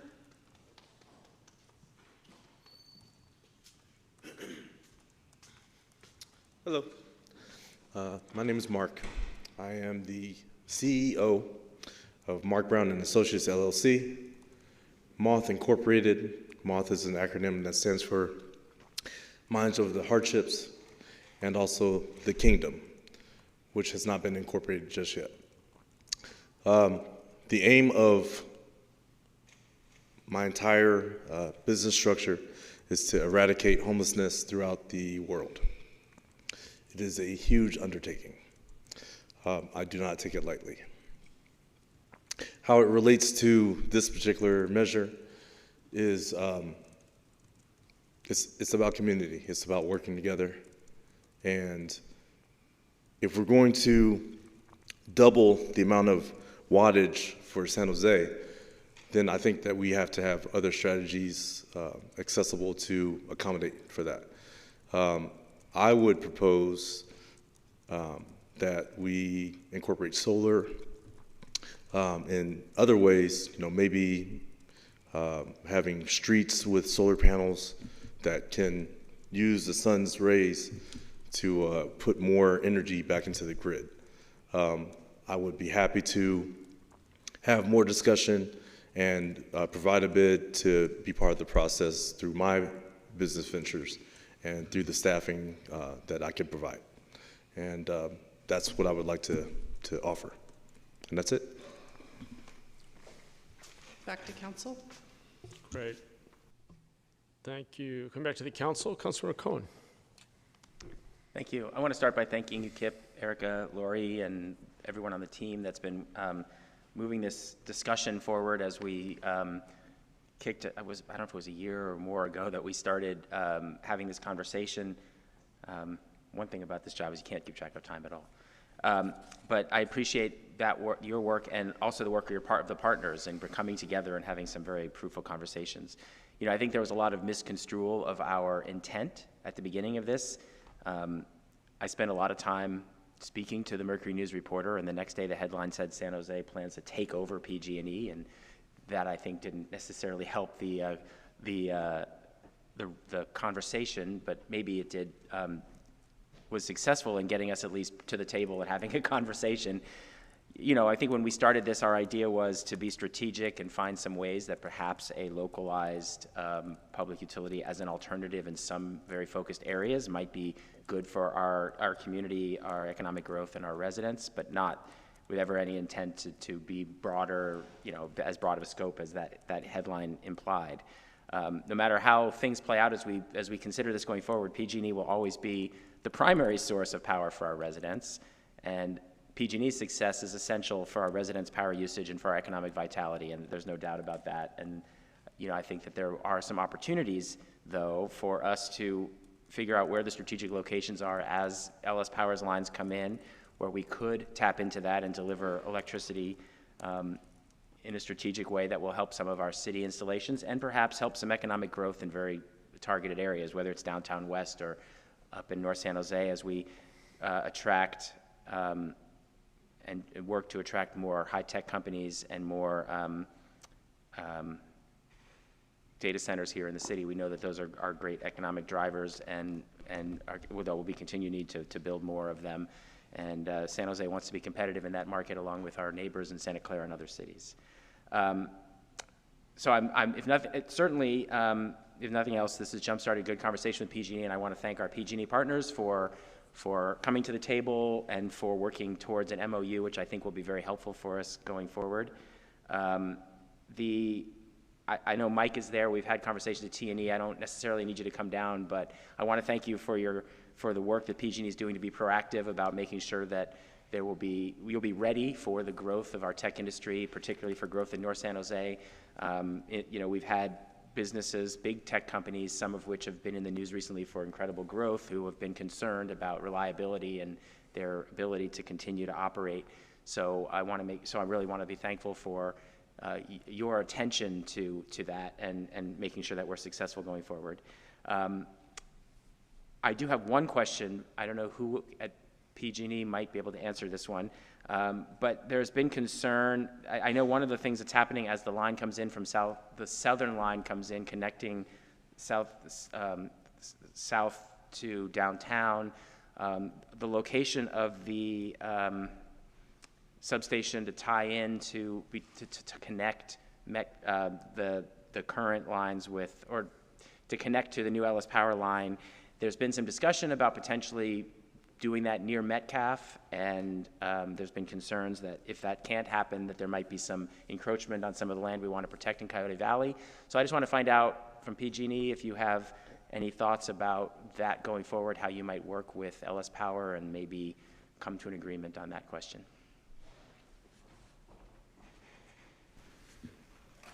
I think it's on. Okay. Thanks for the question. We have had one initial meeting with the Open Space Authority, I think it is, to express their concerns. We continue to engage with them. Since Ellis Power has won those projects, we've been working very closely with them. There's a lot of work that we at PG&E need to do just to make sure that they can interconnect to our system, which connects to the broader grid. So we work really closely with them, not just at the project level, but the executive level, and we continue to have dialogues with them. I mean, we want Ellis Power to be successful because those projects are going to deliver capacity that are going to help the economic growth here. So we continue to engage. Specific to your question, we continue to think through technically how can we accommodate and address the concerns at Metcalf to see if that's possible. So we'll continue to work through that to see if we can get a resolution. Okay, I appreciate that. Thank you, and I look forward to hearing how that plays out in the couple years ahead. This is a great. The reason we're having this conversation is because of this sort of once-in-a-generation opportunity as we're expanding the grid. Will give us grid redundancy, grid reliability, and extra grid capacity, so it's a good time for us to be doing this, and I move acceptance of the status report. Great. Thank you, Councilmember. Appreciate it. I don't see any other hands up. Kip and team, I did just want to confirm, once again, this was in the presentation, but has it now been finalized that has the decision been finalized that it will be 1,000 megawatts from the north and one from, okay. I saw that in the presentation. I just wanted to confirm that that decision is now essentially final. Yeah, I believe November 12th, that was the CAISO's action. And there's a potential future action on an interconnection or another line that will provide additional connectivity a couple of years hence. But those, the doubling in capacity, both in the north and south, have been formally directed by CAISO. Great. That's a big deal.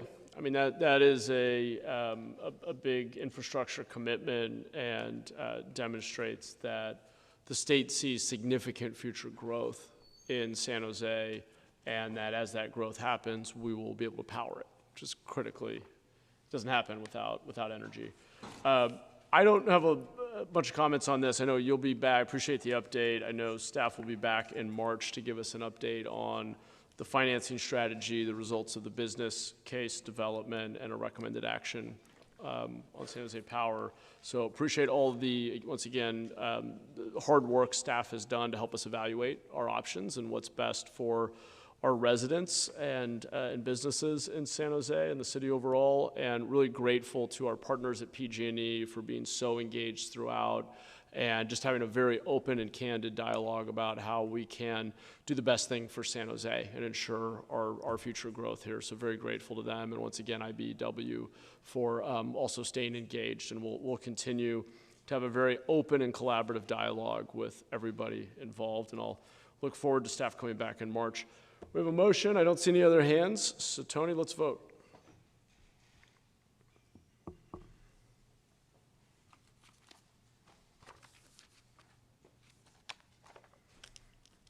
Motion passes unanimously with Jimenez absent. Okay, thank you all again. We're on to item 8.1. This is the second substantial amendment to the FY 21-22 annual action plan. It's a update to the Home Investment Partnerships American Rescue Plan program allocation awarded by HUD. That is a mouthful. All right, and there is a brief staff presentation.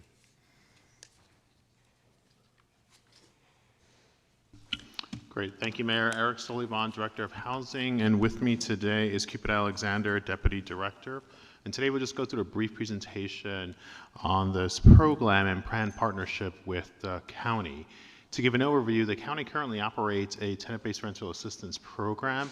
They utilize home ARPA funds in the past, particularly during times of the pandemic.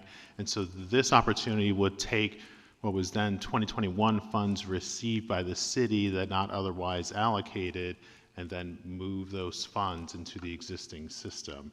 So the Home ARPA Act provides assistance to those at risk of homelessness, also those fleeing domestic violence issues, human trafficking issues, supports a lot of veterans.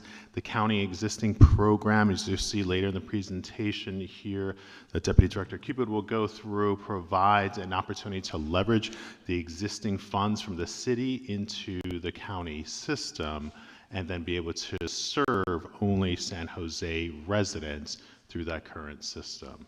So two key changes that had occurred in the action plan originally brought before council was that we had moved some of the funds around in order to consolidate funding under the TBRA program, and then in our partnership with the county are now looking to amend that original HUD spending plan in order to allow for this consolidation of funds into the TBRA program, and then to move those funds into leveraging it into the county system. And then in addition to that, HUD also extended out the time periods for expending out all funds received under the ARPA legislation out to June 30th of 2030. And so the next slide here just gets into some details. I'll ask Cupid to provide some overview of the current performances of the program. Yes, thank you, Eric. So one of the key elements of the Home TBRA program is the flexibility and partnership with the county. This includes not only the ability for us to pay rent, but also the ability to assist in getting families the help that they need through security deposit and utility assistance. The focus on the families that are served in the Home TBRA program range from the housing insecure to those who are unhoused, with the income limits for those who qualify at 60% area median income or under. Locally, to give you context, for a family of one, that is someone making $67,000 or less. For a family of two, that's going to be $77,000 or less. In the program, families are required to pay a portion of their income, if they have any, into their portion of the rent. The structure is meant to help them sustain and build while they're maintaining their affordability level. So what you're seeing is that there's going to be a focus on getting individuals who are housing insecure on a path to stabilizing themselves. It's a lot easier to help these families before they become unhoused, and then for those who are currently unhoused, they would also qualify for this. We can go to the next slide. So currently, nearly 45% of San Jose families are classified as cost burden. Cost burden meaning that 50% or more of their income is towards housing. Currently, families of four making at least $96,000 or less would qualify for program assistance, and the current enrollment aligns, and the strategy aligns with the priority areas of the city for people who slip into homelessness. So the categories include families, veterans, youth exiting foster care, and things like that. They do have a payment standard that they would use, but that's the primary deliverable for how these programs are worked. The Home TBRA program is a critical tool in addressing housing inaffordability and stability and homelessness, and it aligns, it prevents homelessness, stabilizes low-income families, and promotes equitable access. Back to you, Eric. Yeah. So this last slide then just captures very briefly what has been the performance of the existing program by the county, which shows service rates for those who are enrolled, well over consistently about 80% remain housed and sustainably housed, since this program will leverage in city funds into that county funded program to serve San Jose residents and get to, as Cupid mentioned, stabilizing families over 2-year periods during this initiative. So, and that's our presentation. Thank you. Great. Thank you both. Appreciate the presentation. Tony, do we have any public comment on this item? None for this item. Okay. Thank you. Just coming back to the council. Councilor Jimenez, did you? No, I don't know what's wrong with my. Okay. Somebody wants to hear from you. Yeah, I think so. Any comments, questions, or a motion? Move to approve. There we go. How about that? We'll just Might as well with the mic on. Second, Councilor Davis. Tony, let's vote.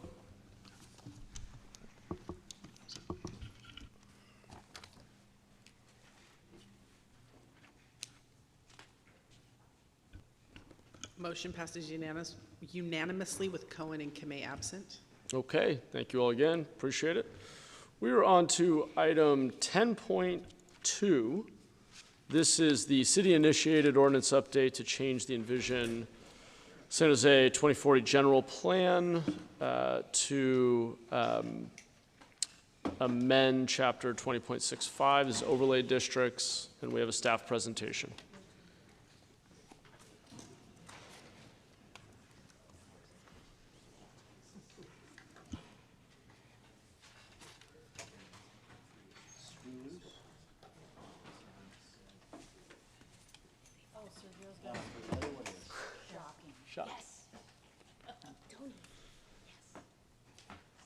Okay, before we start the next item, Vice Mayor Kamei would like to register a yes vote on that last item. Okay, go ahead. Okay, so that's done. Anything else you need? Was there anybody else missing? He is not back. Still not back. Okay, let's move on. All right. Chris and team, are we ready to jump in? Thank you, Mayor. We're just waiting for the presentation to come up. Got it.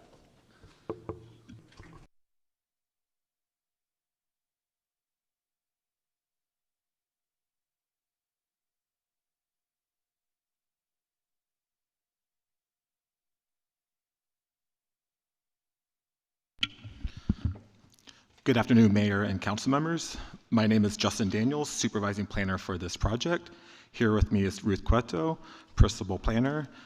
This presentation is on the proposed ordinance updates to Title 20 of the city's municipal code to create an overlay that will allow residential uses with specific development standards in select neighborhood business districts, or NBDs for short. Beginning with the background for this project, in December 2019, as part of the 4-year review, City Council assigned the 4-year review task force to review the scoping item of allowing residential uses in underutilized business corridors. A task force of 42 members was convened to work with city staff and recommend any mid-course actions needed to achieve the goals. In 2021, as part of the second 4-year review, City Council approved the recommendation by the 4-year review task force to allow for residential uses with specific development standards in select NBDs. The city has a total of 10 NBDs, 5 that are located within urban villages and already allow residential uses. The task force focused on the 5 that were not in an urban village. Further review showed that the Story Road NBD was recommended to become an urban village, and Cayo Willow was recommended to be removed from the overlay due to concerns for business and residential displacement. Staff conducted extensive outreach in NBD communities during the 4-year review from April to June 2021 to determine support for more intensive residential uses in NBDs. This feedback helped shape the proposed general plan overlay and development standards for the Willow Glen, North 13th Street, and Japantown, Taylor Street only NBDs. On November 10th, 2021, the Planning Commission considered the general plan text amendment updating the neighborhood business district overlay to allow residential projects within the subject NBDs. On December 7th, 2021, City Council adopted the general plan text amendment GPT 21-001. This proposed ordinance is a follow-up action from the adoption of GPT 21-001 to allow residential development within the 3 specified NBDs to mirror the general plan overlay adopted by City Council in 2021. Approval of the proposed ordinance would effectuate General Plan Text Amendment 21-001 and close out this remaining item from the last 4-year review. Due to staffing and additional priorities that developed after COVID, the California Department of Housing and Community Development tasked staff to finalize the codification of GPT 21-001 by the end of 2024. In 2024, staff reviewed the affected sites within each NBD and did analysis of their existing uses and residential capacity to see whether the proposed ordinance change will result in upzoning. Staff is proposing code updates to make necessary changes to the development standards and use tables within commercial and mixed-use zoning districts to conform with the general plan. These code updates will be discussed shortly. Our public outreach policies required staff to hold community meetings for the local residents of each MBD. Community meetings were scheduled and held in October 2024 to inform residents of the proposed ordinance changes and the updates to residential densities and maximum building heights and their specific zoning district. Feedback was recorded and will be discussed later in the presentation. The proposed ordinance update will require the following zoning code updates: adding Part 5 to Chapter 2065, entitled Overlay Districts, to establish the Neighborhood Business District Overlay. Section 20.65.260 will specify the overlay regulations and development standards for the Willow Glen MBD in Table 20-142. Section 20.65.270 will specify the regulation standards for the Japantown Taylor Street only MBD in Table 20-143. Section 20.65-280 specifies the regulations and standards for the North 13th Street MBD in Table 20-144. Amend Use Table 20-90 and Development Standards Table 20-100 and Chapter 20.40 entitled Commercial Zoning Districts and Public Quasi-Public Zoning District to permit the use of mixed-use development within the MBD overlay by right with specific development standards in CP, CN, and CG zoning districts. Amend the Development Standards Table 20-136, 2137, and Use Table 20-138 and Chapter 20.55 entitled Urban Village and Mixed-Use Zoning Districts to permit the use of mixed-use development within the MBD overlay by right with specific development standards in the MUC and MUN districts. The addition of Part 5 and Chapter 20.65 will apply to sites in the Japantown, Taylor Street only, North 13th Street, and Willow Glen MBDs. Projects in the subject MBDs will share the following regulations and development standards. Replace existing commercial industrial square footage at a minimum to an equivalent square footage of ground floor commercial space, at a 1-to-1 ratio. Where commercial or industrial uses do not currently exist, no commercial space is required unless the property is abutting existing commercial uses to also front Lincoln Ave, Taylor Street, and North 13th Street. In these locations, commercial space is required to be provided along at least 60% of the primary street frontage and must meet the development standards for commercial space, and mixed-use projects are established in the citywide design standards and guidelines document. All development within the MBDs must comply with the city design guidelines and adaptively reuse any historic structures or on property. Parking, lighting, and setback regulations shall follow the underlying zoning district. The addition of Part 5 and Chapter 2065 will create sections 20.65.260 to 20.65.280, specifying development standards regarding maximum residential densities and maximum building heights. North 13th Street, Table 20-144, will have a maximum residential density of 50 dwelling units an acre and a maximum building height of 50 feet. Japantown, Taylor Street only, is in Table 20-143. North side of Taylor Street cannot exceed a maximum residential density of 50 dwelling units an acre and maximum height of 50 feet.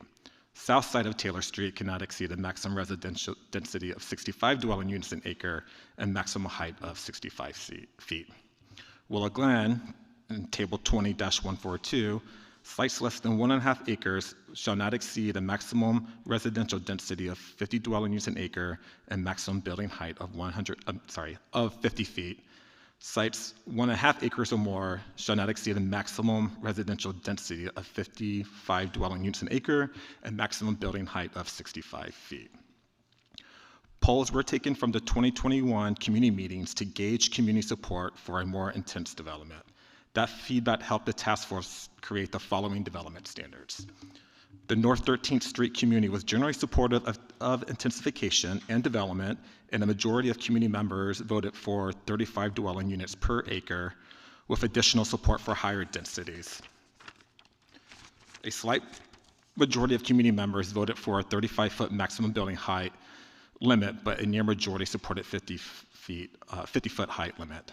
In Japantown, the majority supported a maximum density of 50 dwelling units an acre, and most community members voted for a maximum height of 50 feet. While the polling results indicate a maximum height of 50 feet was preferred, many residents expressed the need to ensure that buildings are appropriate in scale to the surrounding neighborhood and would possibly support allowing projects no higher than 65 feet on the southern portion of Taylor Street, while allowing no higher than 50 feet on the northern portion of Taylor Street, closest to single-family homes. In Willow Glen, there was a tied vote for a 35-foot or 50-foot maximum building height, and no clear answer on maximum density. 50 feet is currently the existing height limit for most properties within the Lincoln Avenue MBD, and staff are proposing to maintain this height limit for properties that are 1.5 acres or less. The NCC general plan designation does not allow for residential uses, with the exception of 100% deed restricted affordable housing. To conform to the general plan, we had to amend the existing use table, Table 20-90, and Section 2040-100 to add mixed-use residential commercial within the MBD overlay as permitted use by right in the CP, CN, and CG zoning districts. Amended the existing row above labeled as mixed-use residential commercial to specify development outside the MBD overlay, and amend the development standards in Table 20-100 to include an alternative maximum residential density and height within the neighborhood business district overlay.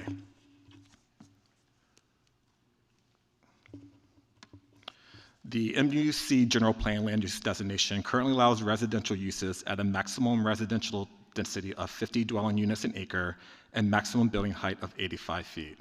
So the proposed ordinance will lower the maximum building height for MUC properties in the Japantown and North 13th Street MBD and increase the maximum residential density for properties on the south side of Taylor Street. Polls from the 2021 community meeting show the North 13th Street community was generally supportive of the intensification and development in Japantown. Residents expressed the need to ensure the buildings are appropriate in scale to the surrounding neighborhood, so staff made the recommendation to set the maximum height at 50 feet for the sites on the northern portion of Taylor Street, closest to the single-family homes. The proposed changes to Chapter 20.55 are to amend the development standards in Table 20-136 and Table 20-137 to refer to Part 5 of Chapter 20.65 for additional regulations, and to amend Table 20-138 and Section 20.55.203 to allow mixed-use development in the neighborhood district overlay by right in the MUC and MUN zoning district. As part of our public outreach, staff conducted 3 virtual community meetings for each MBD throughout October 2024 to inform residents of the proposed ordinance updates. The North 13th Street community meeting was held on October 7th and had 6 attendants.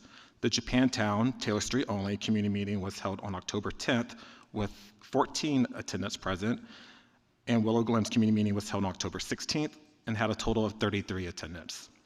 General concerns of the proposed ordinance focus on the impact of parking, congestion, public safety, and labor standards with potential residential developments.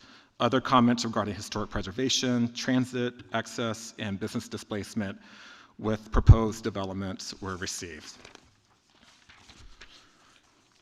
Staff recommends City Council to consider determination of consistency for the addendum to the Envision San Jose General Plan. Staff also recommends City Council approve an ordinance amending the San Jose Municipal Code, Title 20, Chapter 20-65, labeled Overlay Districts, to establish a Neighborhood Business District Overlay Zoning District pursuant to the City Council adopted General Plan Text Amendment establishing a land use overlay called Neighborhood Business Districts to allow residential uses with specific development standards in the Japantown, Taylor Street only, North 13th Street, and Willow Glen neighborhood business districts, and to amend the zoning district map to add the neighborhood business districts overlay zoning district to 213 parcels to allow residential uses in the Japantown, Taylor Street only, North 13th Street, and Willow Glen neighborhood business districts, and to amend the San Jose Municipal Code Title 20, Chapter 20.40, Commercial Zoning Districts and Public Quasi-Public Zoning District to allow residential uses with specific development standards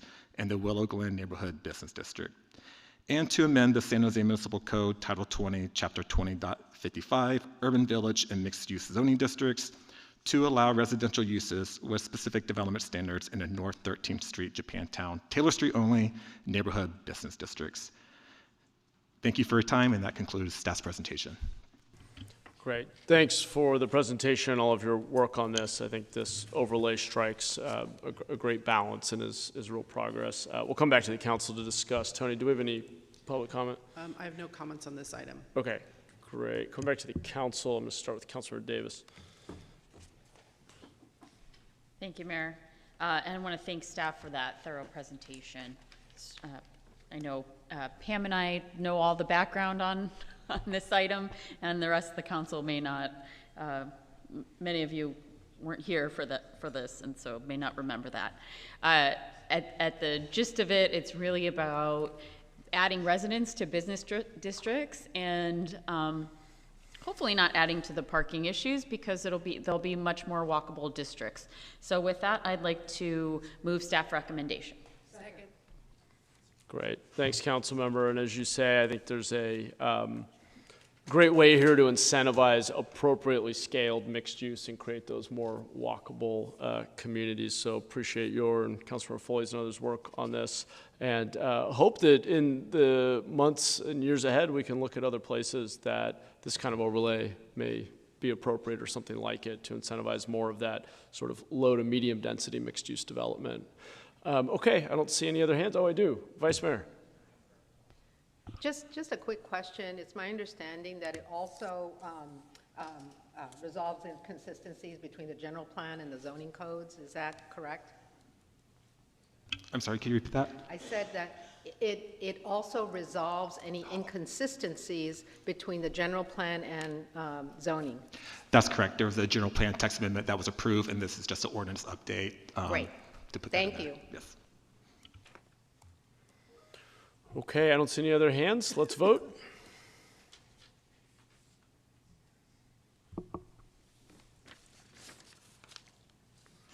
Motion passes unanimously.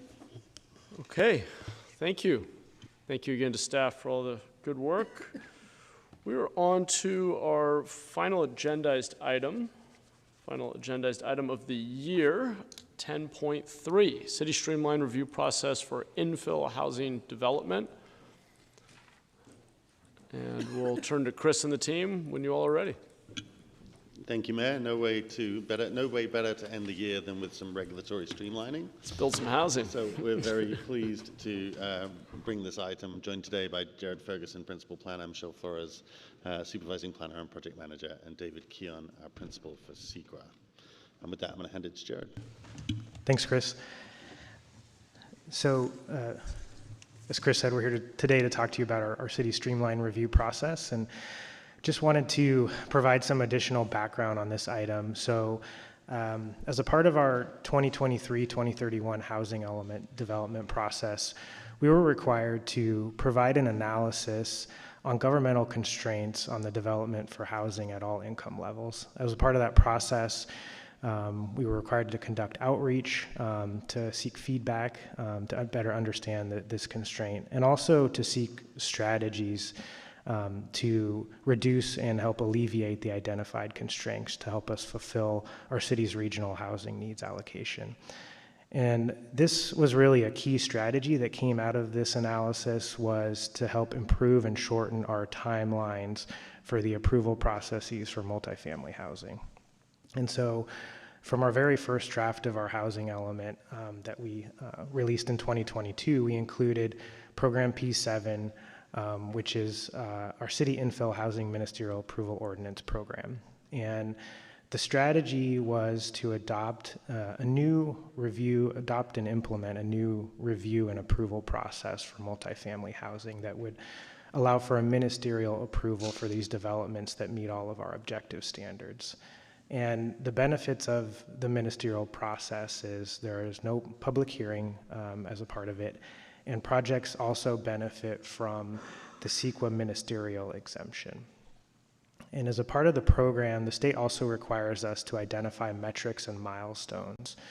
And the first metric or milestone that we put in place was that we would have approval of this item by City Council in December of 2024, which brings us here today with this item. And then following this, we would evaluate the process both at 6 months and on an ongoing basis through our Housing Catalyst Team Work Plan. And then some specific metrics we identified is at least 200 units per year entitled through this process after its implementation during the first years. And at really a minimum, an average 25% reduction in the length of time. I think we really anticipate more, something in the range of 50% reduction in time that we'll review. So that's really why we're here today and kind of the background of this program. And I'll hand it to Michelle to go over the specifics of the criteria. The proposed project would update the zoning code to utilize an existing local ministerial review process. So currently the local ministerial ordinance has been used for the North San Jose residential overlays. And this process would allow projects that would have typically required a site development permit the opportunity to be reviewed ministerially if they meet the following criteria. And so this is for site characteristics. Be in an identified growth area. So urban villages, they have to be urban villages with an approved urban village plan, and this excludes Alum Rock, the Capitol Caltrain station area, Midtown, and Jackson Taylor specific plans. All of these sites are ones that have gone through the planning process. And it applies to specific land use designations and zoning districts, which are urban residential, transit residential, urban village, and mixed-use commercial. Does not include sites that are within the airport influence area, and the site cannot be zoned PD zoning, and projects must be within half mile of an existing major transit stop or existing stop along a high-quality corridor.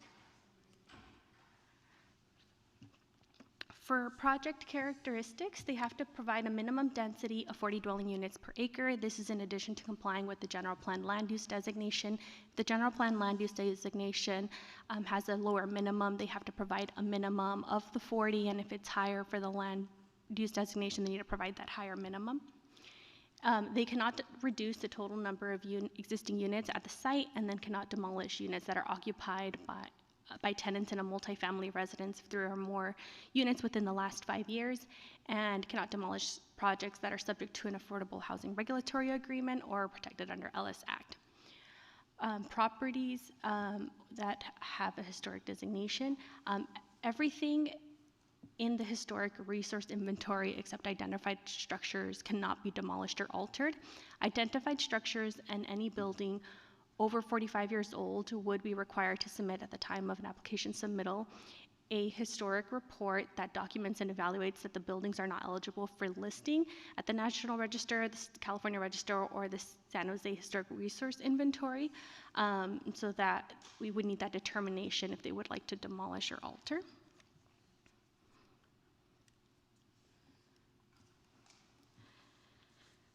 So this project proposes changes to the existing ordinance. So in addition to the criteria and the development standards that are already provided, they must meet the criteria that was presented in the previous 2 slides. One of the changes that we're doing to the existing standards is currently that ordinance only had an exclusion of city landmarks on the city resource inventory list. So then this change would update that section to remove the requirements listed in the previous slide, and therefore these changes would also apply to the North San Jose overlays.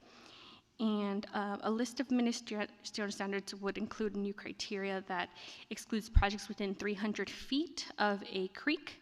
And so any projects that don't meet these standards would have to go through a discretionary review process of their standard site development permit. We are also excluding projects that are within 100 feet of a city landmark or landmark district. The zoning code currently requires that these projects go to Historic Landmark Commission for review, and since that is a discretionary review process, those projects would have to go through a site development permit.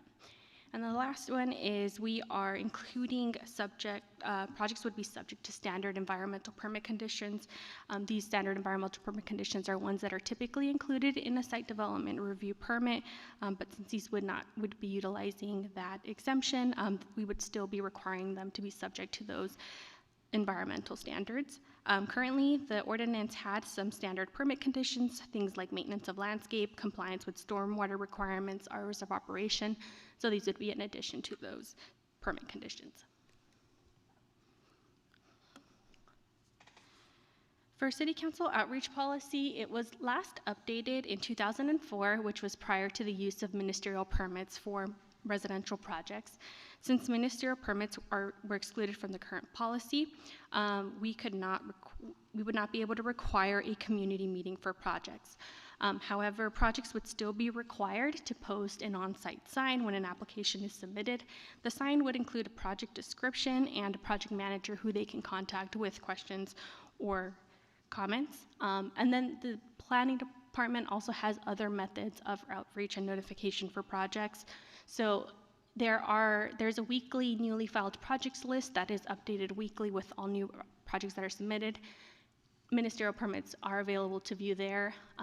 If residents are subscribed to receive development notifications for their council district, that's another method of outreach. And all applications that are submitted are posted on our public GIS viewer, and SJ permits also to view project details and also submit a comment.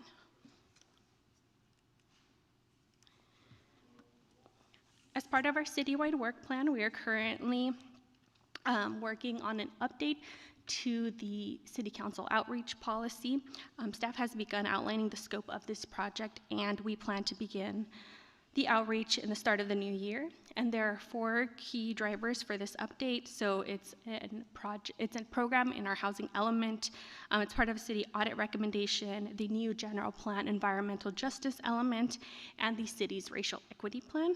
And so our goal is to update 6-30 to address all of these collectively, and we anticipate to present the updates to City Council by the end of 2025.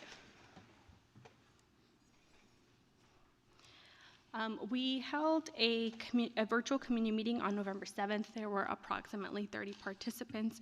We also had individual meetings with various groups. The project website with the post criteria and maps with potential qualifying sites were posted on the project webpage before the community meeting. We also added the potential sites to the San Jose Housing Site Explorer, which is an interactive map that shows the potential qualifying sites. And then this outreach is in addition to the outreach that was done for the housing element, which occurred late 2019 to 2023, that had over 4,500 stakeholders participate as part of the process. And that concludes staff's presentation. Thank you. Great, thank you for the presentation, all of your work on this. Let's go to Tony for public comment. Sure. I currently have 10 cards submitted. When I call your name, please come down to the podium. Those of you who have been called and are waiting, we have reserved seats in the front row for you. I have Jaime Arteaga. I think it looks like Humberto Neva. Gennaro Diaz, Manuel Salazar, and Eric Schonauer.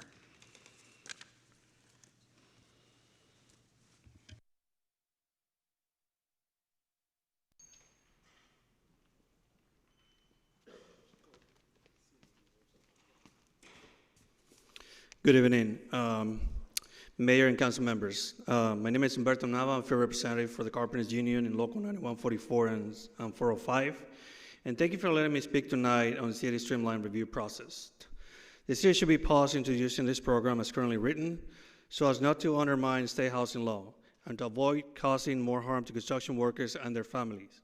Pausing introduction in this program can allow labor standards to be incorporated into the city's proposed streamline process.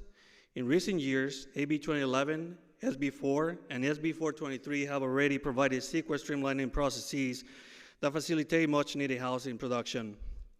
The passage of this law was a result of historic consensus between developers, housing advocates, groups, local governments, and organized labor. This includes the city of San Jose, which publicly signed on as a supporter of such legislation with labor standards.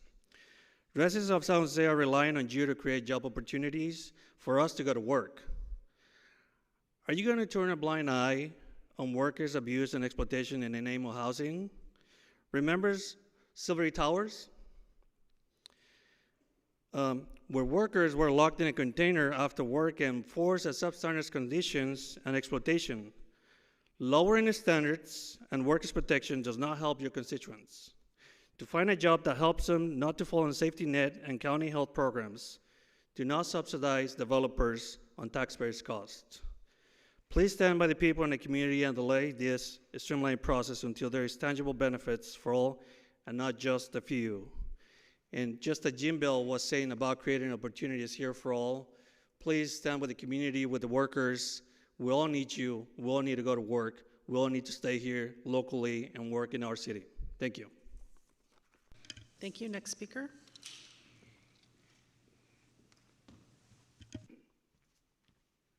Good evening. My name is Jaime Arteaga, and I am a representative of the Workforce Defense League. We are a labor management corporation committee. We visit job sites, talk to construction workers to see if there are any issues.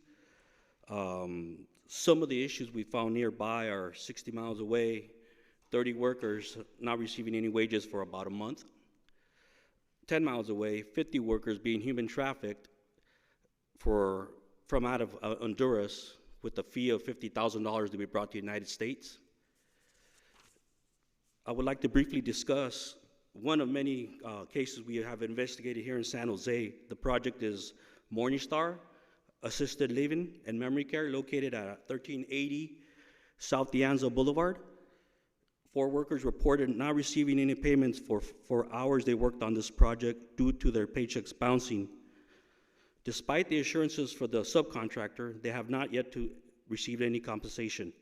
We have initiated litigation against the subcontractor, and hopefully we will have a resolution. The workers endure significant hardship and despair, often difficult to empathize with their situation until wage theft occurs to you.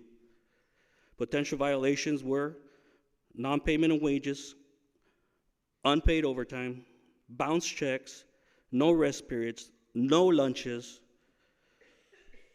tax evasion, workers' compensation insurance premium fraud. Estimated wages and penalties, $142,000. We need to have something implemented in this streamline you're having to protect the workers. The construction sites are the wild, wild west, and I guarantee you, if you guys walk it with me one day, you will find them, and we will find problems. Thank you. Thank you. Next speaker. I'd also like to call down Jake Wild and Ali Sapperman. All right. Good evening, Mayor and members of the San Jose City Council. My name is Juan Salazar, and I'll be talking on behalf of SV at Home.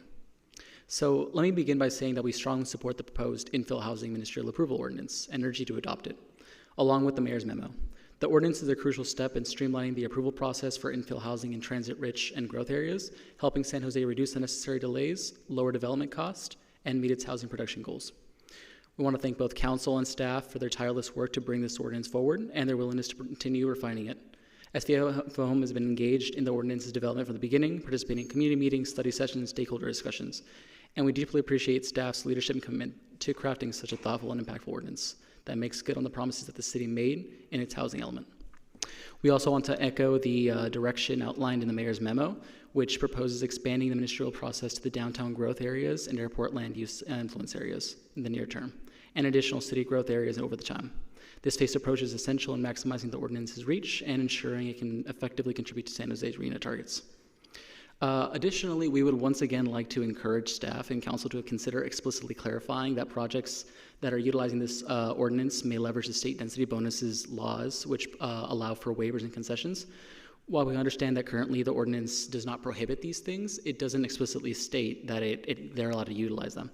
SV at Home believes that this small but strategic clarification can go a long way in ensuring that the ordinance really achieves its desired impact and is as impactful as it possibly can be.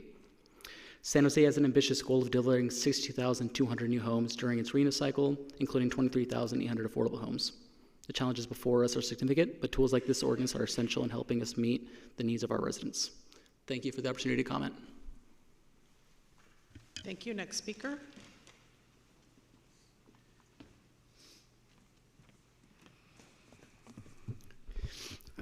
Good afternoon, Mayor Mahan, members of the council. My name is Eric Schoenauer, and I was compelled to come before you because I had a conversation with one of you on the dais 2 weeks ago that touted this decision as a significant moment, and I just wanted to highlight that it's not. Read the staff report, clearly says maybe this will result in 200 units, facilitate 200 units. As you'll recall, the housing element and the RENA requirements are that you generate, on average, 7,775 units per year, right? And the city's already behind by 5,000. So now you need to produce about 8,000 units a year, and this policy, according to the staff report, will only result in maybe 200 units. So why is there an exclusion on downtown? Why is there an exclusion on the airport area? Why is there an exclusion for projects within 300 feet of a creek, 100 feet of city landmark, VMT areas? It makes no sense. There are so many exclusions, it's going to generate nothing. So I hope in 2025 we can have a real talk about improving the city's overall process. Let's create a CEQA working group of the most experienced people who administer CEQA in this city and talk about shaving 2 to 4 months off the process. It's easy to do, but no one has been willing to do it to date. Thank you. Thank you. Next speaker.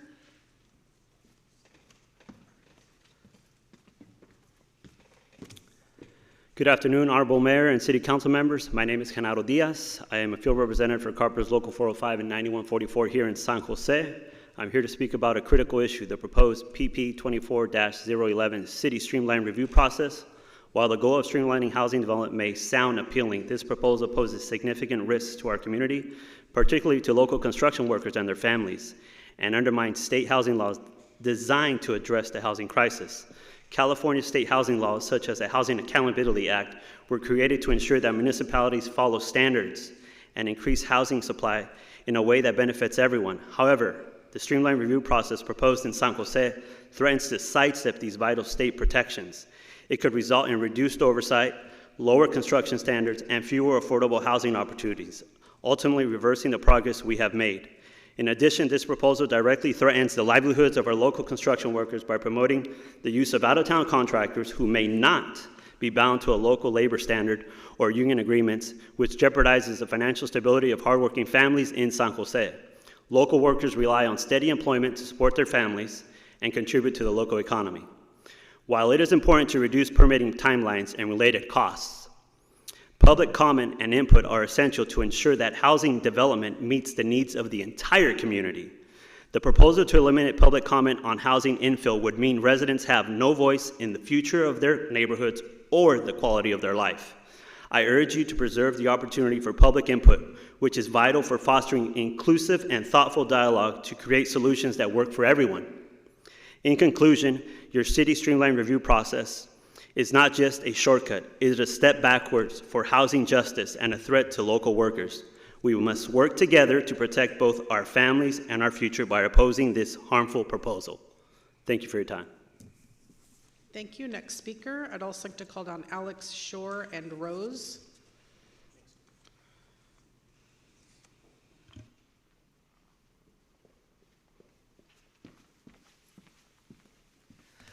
Good afternoon, Mayor and City Council.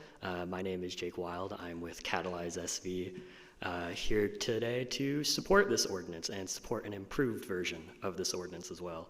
I'd first like to thank staff for connecting with us on this program and other housing organizations to help us understand it and provide input on it. San Jose has a monumental goal to build over 62,000 new homes in the next couple of years here. But we're falling short of that goal. This most recent year, we only permitted 2,666 new homes. So to meet our goals, The city is going to have to massively change how we do things. There's a lot of factors that affect that number, that the permitted units, the construction goals, not all of them within the city's control. But permitting timelines are definitely within that realm of control, and this streamlining policy is a step in the right direction for reforming that. It could, of course, always be improved. We'd like to see an ordinance like this one with an expanded geography, one that covers all urban villages and special area plans, as well as all land use designations that allow multifamily housing. We at Catalyze also value quality community engagement, and it's important that residents are informed about ongoing developments near them. As much as I personally might like our GIS permit viewer and SJ permits and the open data portal, these tools are not the most intuitive or user-friendly. We'd like to see the city invest in a robust and easy-to-use web map and dedicated, easily accessible web pages for proposed projects to allow residents to stay informed about what's going on in their neighborhoods. Thank you. Thank you. Next speaker.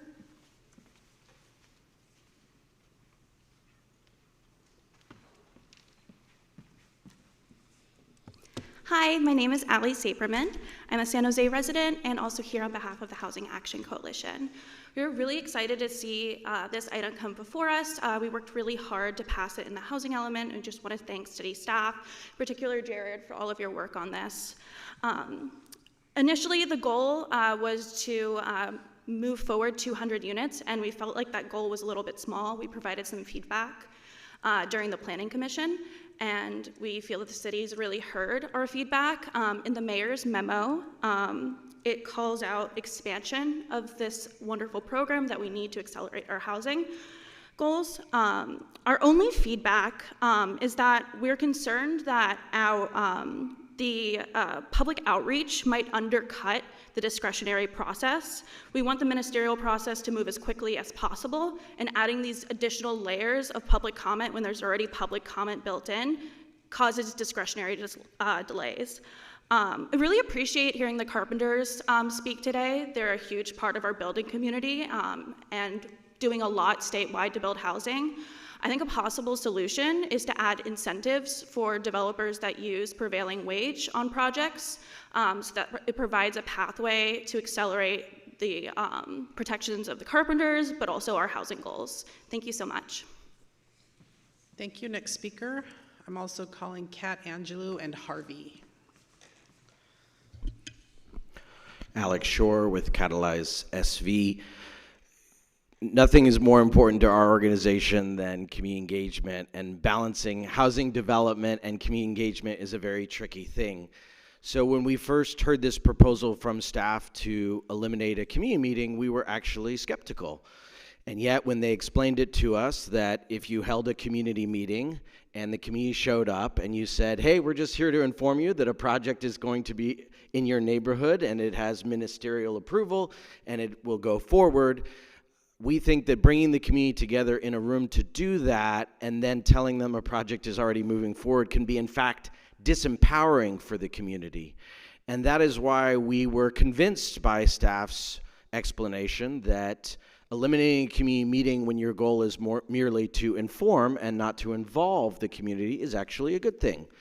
The only thing worse than no community engagement is bad community engagement. And so whereas Catalyze SV is very, very supportive of this effort and supportive of the memo from Mayor and Council, we would suggest that you revert back to the staff recommendation because we don't want the community to feel disempowered by a process that is intended to move housing forward.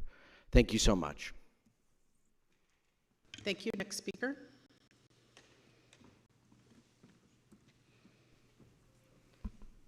Hello, Kat Angelov, Policy Manager for the San Jose Chamber of Commerce. Just here to say we're in support of this proposal and really excited about it. I think the only feedback I'll add today is that we would like to see this program go a little bit further, just to echo some of the comments of others. We do feel like new housing is critical for business and for the wider community. And the identified areas will reduce timeline and save money, which is great overall for housing production. I do just want to note, the San Jose general plan, all of the urban villages, the housing element, there's been robust community engagement through all of those processes. So we do feel like there has been, robust opportunity to speak with the community. So at this time, we do feel like we are in support of this proposal, and we urge your support as well. Thank you. Thank you. Next speaker.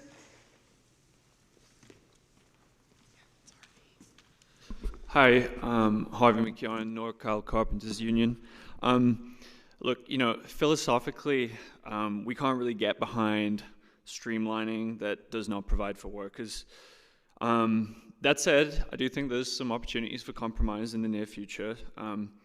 We note staff's relatively limited goal or projection of 200 units for the time being. And if this moves forward today, we look forward to, and we expect to have opportunities to incorporate better labor protections into this policy when it comes back for review and possible expansion in the future. For example, I heard someone mention state density law bonuses.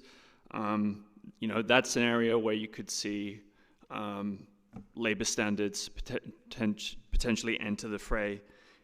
For example, in instances where objective design standards are waived.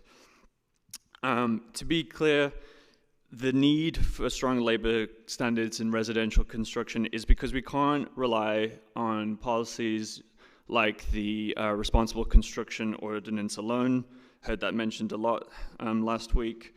The RCO is welcome symbolically, but it can't be used as blanket political rhetoric or cover when passing other workers that do not consider, other policies that do not consider workers. Most wage theft goes unpunished. We heard about some open investigations nearby. The RCO doesn't capture that. But there are already laws on the books at the state level that do provide the living wages, the labor compliance that, that workers need to be protected on the job. We think there's a path forward towards compromise on this in the future. In the meantime, we won't stand by and let cities attempt to build their way. Thank you. That's your time. Back to council. Oh. Did you have a comment, Carl? Did you want to speak on this item? Yeah, well, you got mixed into the wrong pile, so I'm going to call you during open forum. So you'll be. We're almost there. I'm sorry about that. We'll get to open forum in just a moment. Apologies. Did anyone else have a card in on this item? Okay. All right. Coming back to the council. Thank you again to staff for all your work on this, and we've got just about every hand up. I want to say a few things before I turn to colleagues. Thank you to everybody who commented and weighed in with a lot of very thoughtful comments. I want to thank Jared Ferguson and Michelle Flores in particular for all of the work you've done on both the housing element and then bringing forward this policy and engaging many different stakeholders. Especially want to thank the housing researchers and advocates who have worked with us, and particularly I know, in addition to working with our planning department, have worked with Smita Bhattacharjee and Vince Rocha on my team, as well as I'm sure staff from other council offices to help us improve our approval processes. That includes UC Berkeley's Turner Center, SV at Home, the Housing Action Coalition in South Bay, YIMBY for deep engagement in shaping these policies. And of course we had Catalyze SV here as well today. Thank you, Alex, for coming out. I want to first just be clear that I believe it's the perspective of the council, I'll just speak for myself though, that we do not have to trade off making it easier to get approval, streamlining, being faster and offering more certainty with protecting workers. I think we believe in both. I think that's clear. And I think we can do both, but I don't know that it's always appropriate to tie one to the other.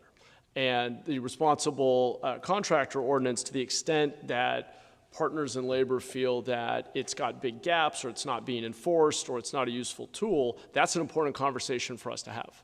What are the standards we've set? Are they high enough? And how are we enforcing? And are we being consistent enough? And I just want to be clear, we're very open to that conversation. And that may be its own area of policy work that we need to continue to advance here in the city. At the same time, this proposal, well, to Eric's point, is limited, only applies to 580 some parcels, and I certainly would like to see it extended to other urban villages, to downtown, to the airport growth area, as our group memo points to. It is a step in the right direction. In fact, we committed to this when we approved our housing element, that we would begin to take areas where, and I think there's a really important point that has been missed in some of the angry emails I've gotten from neighbors of mine. These are areas that have been planned for growth. In some cases now, 15 years, roughly, of the years of work for the general plan, the updates to the general plan, the specific planning work we've done in urban villages. I'll just give very quick examples. This is, you take, general plan, 4 years of public processes, plus the updates in 2016 and 2021.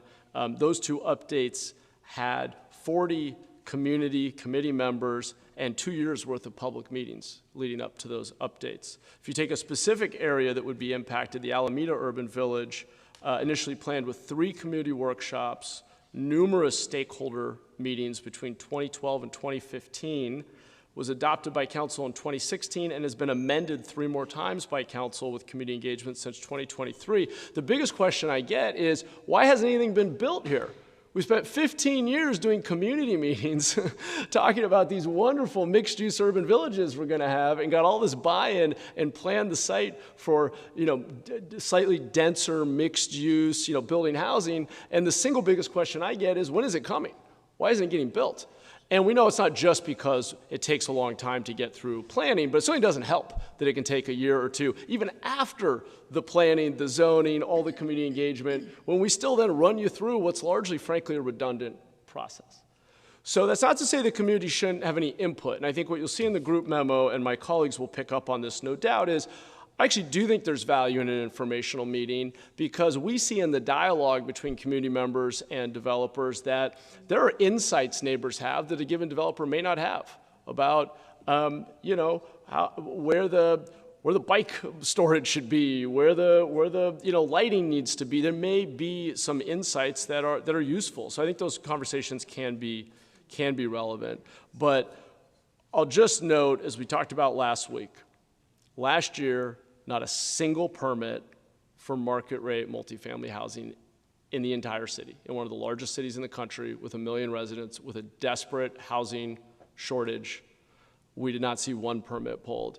We certainly need to push ourselves to do more to streamline processes, make it easier, and add that speed and certainty. And at the same time, I personally welcome, and I think this is true of all my colleagues, additional policy exploration and work that we can do to make sure that no worker on any project in our city has wages stolen or has their rights violated. And I think we absolutely need to continue to focus on that work.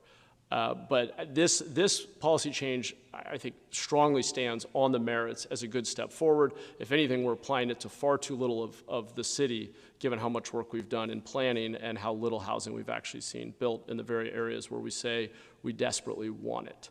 So those are just some framing comments. Thanks again. I want to especially thank my colleagues in the Brown Act who helped us all together. We put together what I think is a thoughtful memo with some feedback for staff, interested to hear how the conversation goes. That, of course, includes Vice Mayor Kamei, Councilmember Jimenez, Councilmember Cohen, Councilmember Davis. Thank you for working together on this. And with those comments, I'm going to turn it over to Councilmember Cohen. Yeah, thank you, Mayor, and thank you for staff for work bringing this to this point. I'm going to start by talking about my reaction on public comment when we first saw this policy. And I think when it was presented to me the first time, my initial reaction was something's missing. It's okay to streamline a process, but it's still okay to talk to the community while doing it. And so that's when our office reached out to the mayor's office and said that there's ways to continue to include public input, public comment and a public outreach process without affecting this. And I just want to, kind of address Alex's point on this. We often, 90% of the time when a public hearing is held on a project, there's nothing the community is going to do to stop that project from getting approved, regardless of whether it's a ministerial approval or the normal process.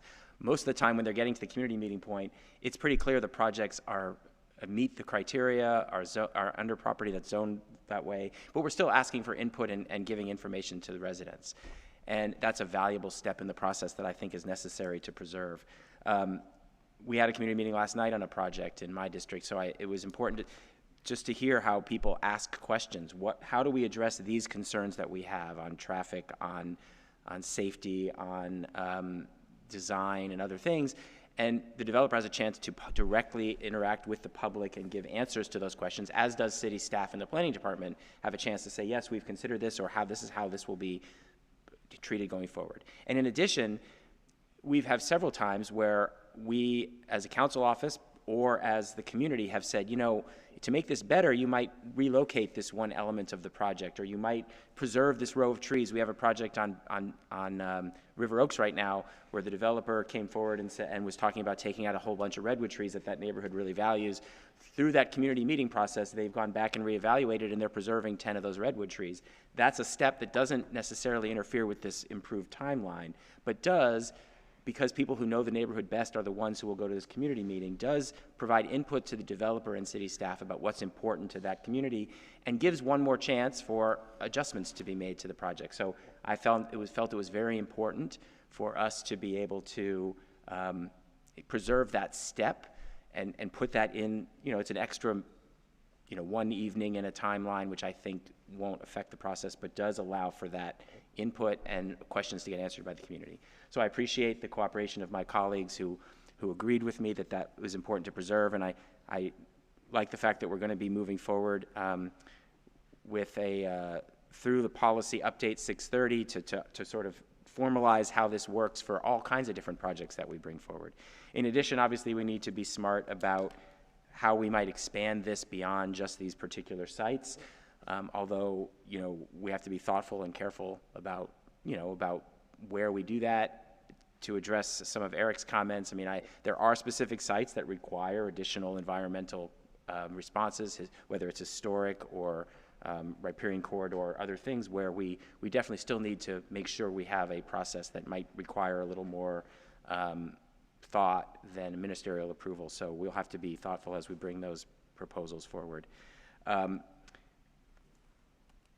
Obviously, we need to do all we can to shorten timelines, make it more efficient. All I have ever heard from the development community is that the most important thing we can do to improve things is to shorten that timeline. I wish it were as simple as that. I know that people on this council for 20 years have been talking about coming up with ways to do it, and it's obviously not as simple as it sounds, or else we probably would have gotten there a lot sooner, but we'll continue doing that. I have a question, though, for staff.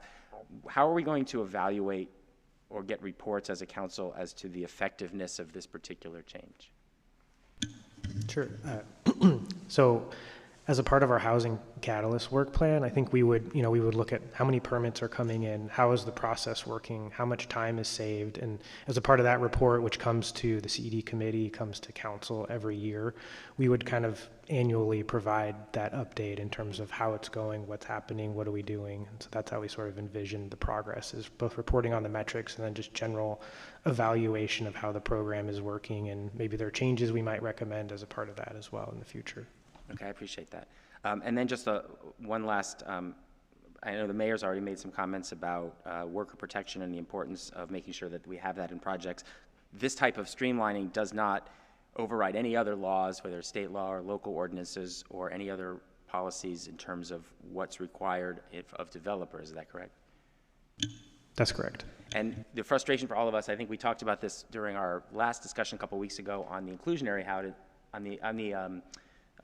the other streamlining one we did a couple weeks ago, or incentives, I should say, the construction incentives. Our frustration is that we know there's all kinds of properties that we've identified for development, and we have not, in the entire calendar year 2024, had a single building permit for any of these any of those properties, whether it's these small infill properties or the large projects, and we're trying to do all we can to make that better. In the meantime, during this year, we did approve a responsible construction ordinance, but we haven't had a chance to even see how that works or how it's applied because we haven't had any projects yet get out of the ground. So I think it is important for us to be watching that policy, see how it works, come back to council on that policy under a separate discussion, and make sure that it serves workers and serves the residents of our city well. But until we actually have some projects in which we can test these things out, it's really hard for us to evaluate its effectiveness. So I'm going to go ahead and move the memo authored by the mayor, vice mayor, Councilmember Jimenez, Councilmember Davis, and myself. Great. Appreciate all those thoughtful comments and that important question. Let's go to Councilor Candelas next. Thank you, Mayor. First of all, thank you. Thanks, staff, for your presentation and your work on this. I certainly fully support and understand the expediting of housing development, given where we are in our city and the conversations we had last week. But I did have some concerns regarding the public input piece, and also obviously the potential impacts to our workforce with regards to development standards. And I guess, I appreciate the mayor's memo, then the group memorandum that sought to include a ministerial approval, informational type meeting as part of the process that we're going to get back once Policy 630 comes back to us.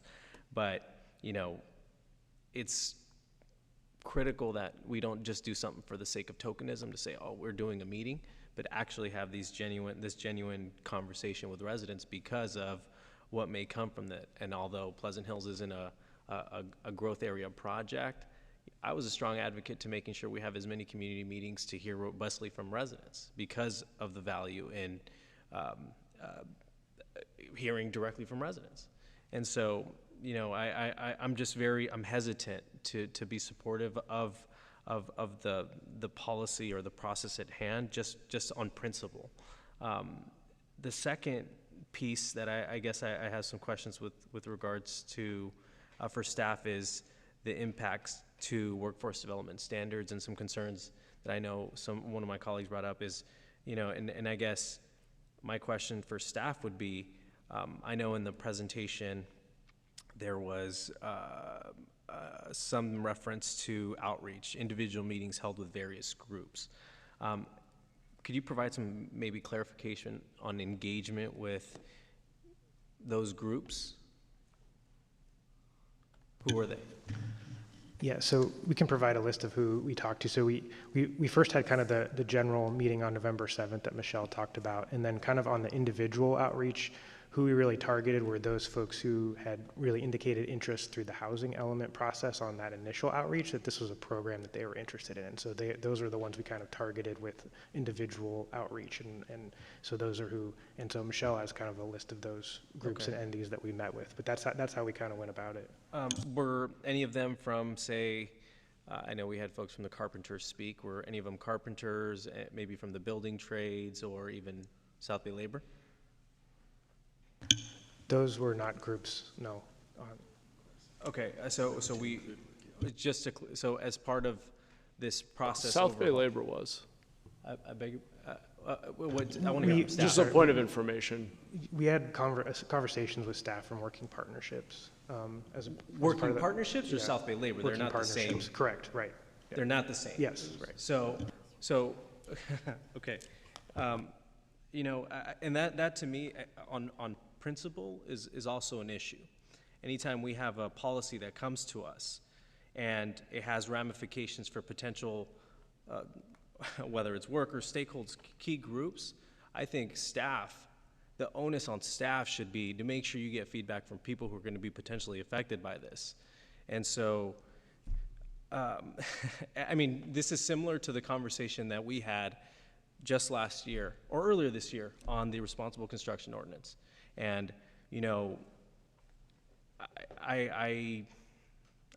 I'm fairly disappointed because we do a great job of usually reaching out to everybody, and to have not a single conversation with our folks representing our workforce is highly discerning. So that being said, I'd like to ask the maker of the motion, given what we just heard, if we can come back to council.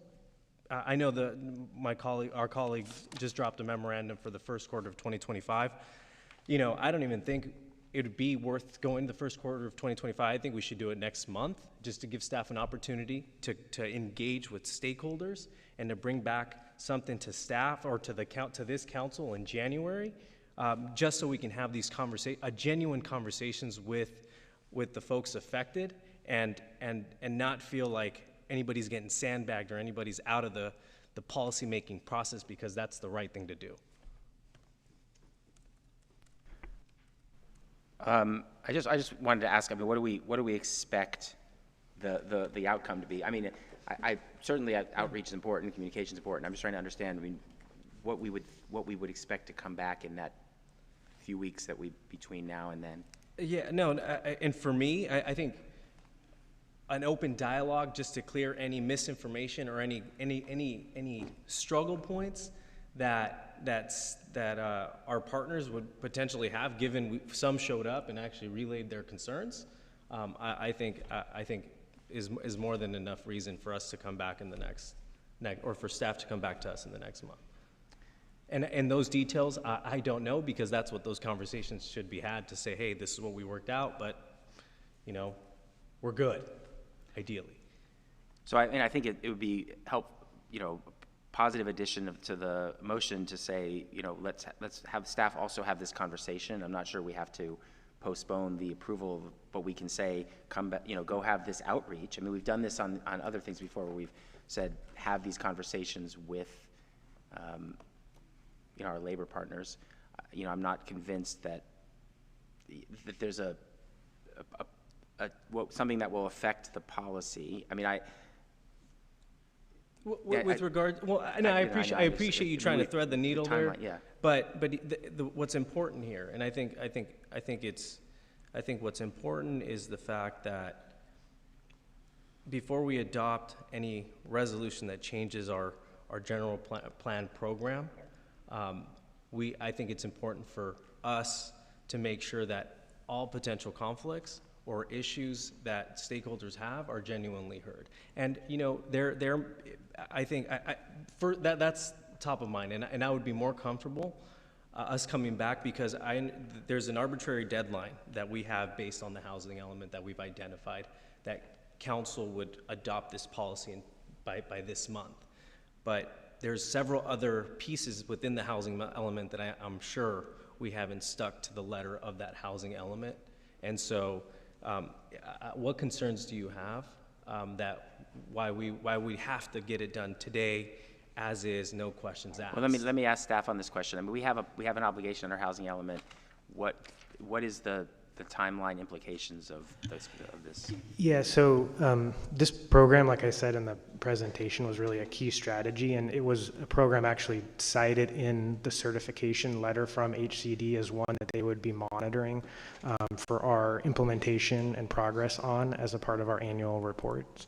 So, if we delay or fail to implement, it could result in future penalties, or them asking what we're doing in terms of progress made as part of our programs. Point of information. So we potentially risk decertification of our housing element. Is that what I heard correctly? If we fail to adopt programs and do not follow what implementation was committed to in the housing element, yeah. This specific program. This program was one mentioned by HCD as one that they would be monitoring for. I think jumping to the conclusion that this singular program will risks deserve. I have questions with that. I have concerns with that statement. Rosalind, were you going to jump in and say something? The only thing I was going to say, council member, is that we have targeted timeframes in our housing element that has been certified by state HCD. And we are on the hook to deliver on those. We are going to have to provide annual reports to HCD indicating our progress, and we know that they will be watching us closely. And so to that point, we want to make sure that we stay on those timeframes that are identified in the housing element. Great. I appreciate that. And I believe that in our letter, I think HCD also mentioned COPA, correct? Some initial outreach, but the final certification letter, we have 130 programs. They had maybe 6 that they very specifically named in the letter as ones that they would be monitoring. And this was the first one that they mentioned in that list. All right. I guess if staff's or if my colleague's unwilling to for a friendly amendment to come back to us in January, and that is an ask, would you be willing to have a friendly amendment for this to come back to us in January, at a council meeting in January? And I can check with staff on the timeline. Can we come back in January if this is possible according to the schedule? I don't know.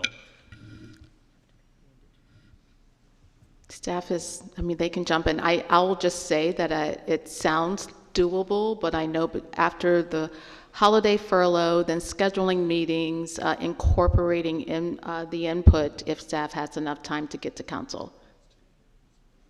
I would like to remind council there's only 2 meetings. 2 meetings in January. Thank you. The 28th is when we have the interviews for the D3 appointment. Okay. So I think an amendment that I would accept would ask city staff to meet with Labor Council and Building Trades to discuss the impacts and next steps on any future expansion, so that when we come back, because we're talking about coming back with expansion to downtown and airport area, that these conversations absolutely should happen before that, and so in the motion we should include that outreach must happen before any further actions occur on this. I appreciate it. I'll take that. I appreciate your, in the spirit of collaboration, especially on the expansion piece within your memorandum. I think it's a pathway forward, and it's not just South Bay Labor and Building Trades. It's also key stakeholder groups that would potentially be impacted by this. Yeah. Okay. Thank you. I don't remember who seconded. Where's the seconder? That's Councilor Davis. I'm going to go to Councilor Davis next to chime in. Go ahead, Councilmember. Yeah, I think that's a good amendment. I think it's really important for us to not, knowing how difficult it was to get our housing element through the state, for us not to get sideways of them on these initial things that are coming to us. And if we made it sounds like we made a commitment to them that we would come back on this issue and we would take action on this issue in 2024. I'm also just a little bit selfishly, I think it's probably going to be a little bit more difficult in January when you're bringing new council members up to speed on these kinds of things. So I think taking this vote while some of us oldsters are still around would be a good thing. But I do think it's really important to recognize that we have a number of different groups that need outreach. So it's Working Partnerships is one group. South Bay Labor Council is a separate group. The Building Trades Association is a separate group. And frankly, South Bay Labor Council is not homogenous, especially when it comes to these building issues. And so I would really suggest reaching out specifically to the construction the carpenters union and the laborers, because I think those are two separate groups. The laborers I don't think came today, but those are groups that we should be reaching out to when we're talking for you guys, for PBCE, when you're bringing policy here. Those are the groups that that you should be meeting with, and not just say we check the box with Working Partnerships, or we left a message for South Bay Labor Council or something like that. I think it's really important to have that fulsome outreach. And I just want to respond to one other thing that Councilmember Candelas mentioned, which is that we really did on our memo not want the community input to be a token. That's why we said that we're talking about community input in the outreach. So it's not just outreach, it's outreach with input, so that it would not just be a check the box community meeting. And I think there was one other thing. Oh, I just want to clarify One last thing, Nora, this is a question for you, because we've heard this a little bit, that this is some kind of subsidy. What's our determination on that? Thank you for the question. I don't know that it's necessarily a subsidy, but it is an alternative and an opportunity that and is similar to SB 35. So we would want to look a little more closely at this.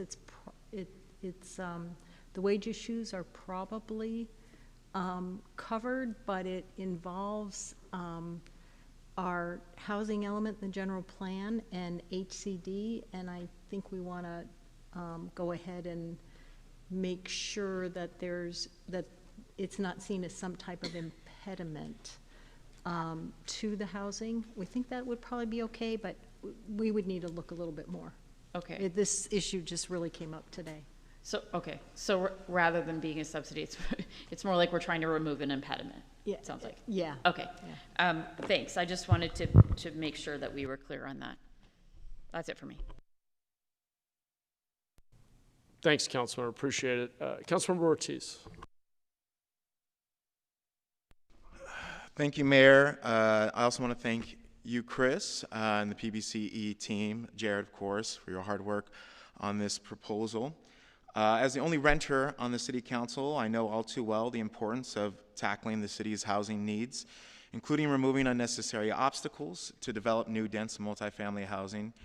But I also have seen the difference that thoughtful and community-informed development makes, including turning potential backlash from a surrounding development to actually community buy-in. And I appreciate the memo from my colleagues to help plug the gaps in ensuring that we have strong community engagement and a process for developments, regardless of the official public hearing that's actually occurring. But as the residents in my district can attest, expediting development and circumventing the public hearing process without a robust community engagement expectation to take its place has been problematic. The implementation of form-based zoning in the Alum Rock Village Business Plan, Urban Village Plan, which allows developers to essentially expedite project based on building appearance rather than land use and circumvent the public hearing process, has caused serious problems for our East Side residents, businesses, and neighbors with little recourse to address developments that negatively impact them. With that in mind, I do have some questions for staff. I wanted to ask if you could speak more to what shaped the amended Council Policy 6-30, what shape the amended Council Policy 6-30 will take, and what standards will projects applying for ministerial review be held to for community engagement? Thank you, Councilmember. Chris Burton, Director of Planning, Building Code Enforcement. I think it's important context to think about what the process would look like for a project that met all these criteria but moved forward under our current process. Right. So right now we've designed this program to really fit in within the context of planned development throughout the city, through our growth areas. We've taken on some of those key issues that we know trigger CEQA or other requirements, remove them from that eligibility criteria.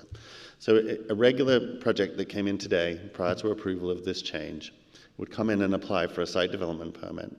They may or may not be subject to City Council Policy 6-30. We may not hold a community meeting for some of these projects. Quite often, we would talk to the council office. If it's a project of interest, we would sort of coordinate, and say, do we think it warrants a meeting on this location? We would review it under both processes in the exact same way. Many of these projects would likely fall under a different exemption under CEQA. Many of them would likely qualify for a Class 32 infill exemption. Again, we've designed this process to really conform with the existing process. And then ultimately what we're looking at as a really significant change is the elimination of the public hearing process. I think what's sort of driven our thinking around this, and especially in context of many of the state laws that have been mentioned that have really impacted our ability to shape housing throughout the city, is that it really limits our ability quite often to deny these types of projects, especially when they meet all of these requirements. So that's the sort of thought pattern of how you get to eliminating the public hearing process. It's very similar with other processes that we've had in the past, because this is ultimately a change to the use table in the zoning code, how we assess what process a project goes through. So in the past, we've removed certain project criteria from going to planning commission, and we've deregulated them to director's hearing. There's others that went through a discretionary process previously, and we've said it doesn't require all that. We put it to an administrative process so staff can do the review and ensure that it conforms and move it forward. Now, that being said, our experience, and I think to your question, specifically around public outreach is important, right? We've seen the state introduce new state laws that have streamlined beyond our control, specifically SB 35 and others. And we've seen the opportunity to engage with the community through that process. I know a number of SB 35 projects have moved through the process, and we've had really productive coordination with the council offices where we've held informational meetings so we can get that early feedback from the community to hear their concerns. And I think to some of the points raised, hear some of that sort of local context and influence that can help shape the development. And that's still sort of very much a part of the conversation. I think that's also what's really driving our thinking behind the amendments that we'll bring forward in the next year on changes to 6-30. So we ensure that we catch all these projects, right, which under the current process might not. So I think this is an opportunity for us really to look at that process, to be very thoughtful about it, and ensure that we're getting extensive outreach and engagement, that we're hearing those voices from the community, and they have that ability to be heard by the developer as well. Appreciate that overview. I was going to ask, my next question was going to ask, what can council offices do, I guess in partnership with PBCE, to make sure that their residents' voices are taken into consideration?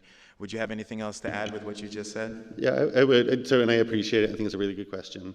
It's something that we've really tried to focus on in our ongoing monthly briefings with every council office, is to highlight all of those new projects that have come in, all of those that have got community meetings coming up.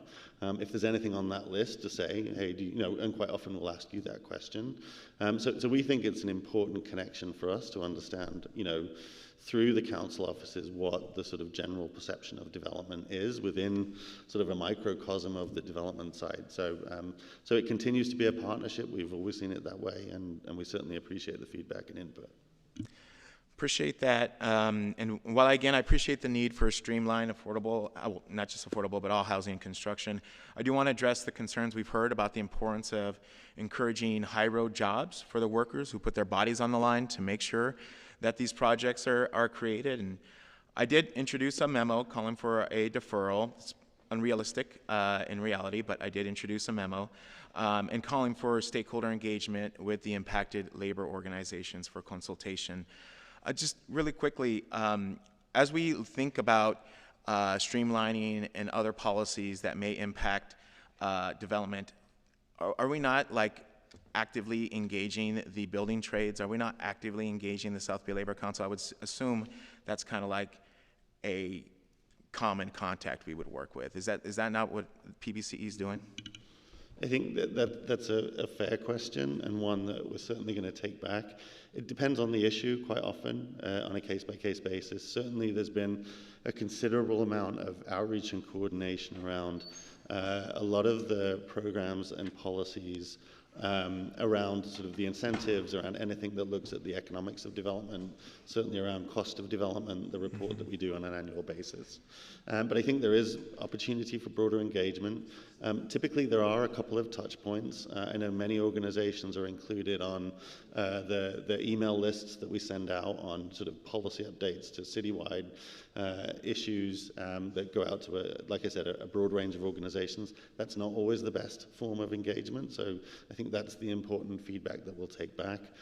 Also, the CEQA process is often a point that people follow closely on many of the email lists requesting information on CEQA approvals. I know we see a lot of those organizations engaged through that path as well. I appreciate that answer, and I don't think you guys are doing it, but it's important that we have those conversations. Even though the organization may disagree with us, we may be able to find common ground or a middle point. I think that's something that we did with the responsible construction ordinance, and for the record, we did defer that for a month, but it looks like we're not willing to do the same for something that may impact our workforce. But I just think those conversations are important, and we have to have conversations with our constituents that get mad about these developments or something like that, you know, our staff need to make sure they're meeting with everybody who may or may not like the policies we're proposing. Thank you so much. Thanks, Councilmember. Appreciate that. Let's go to Vice Mayor Kameh. Thank you. I'd like to thank my colleagues from the memo, and thank you for the speakers who came out today. I too got a lot of calls regarding, you know, the public comment and not being able to do public comment, but I do know and appreciate, especially on the one-on-one meetings, monthly meetings with PBCE, that there are projects that are brought forward, and when necessary, if we have to have a meeting, we, you know, can do that.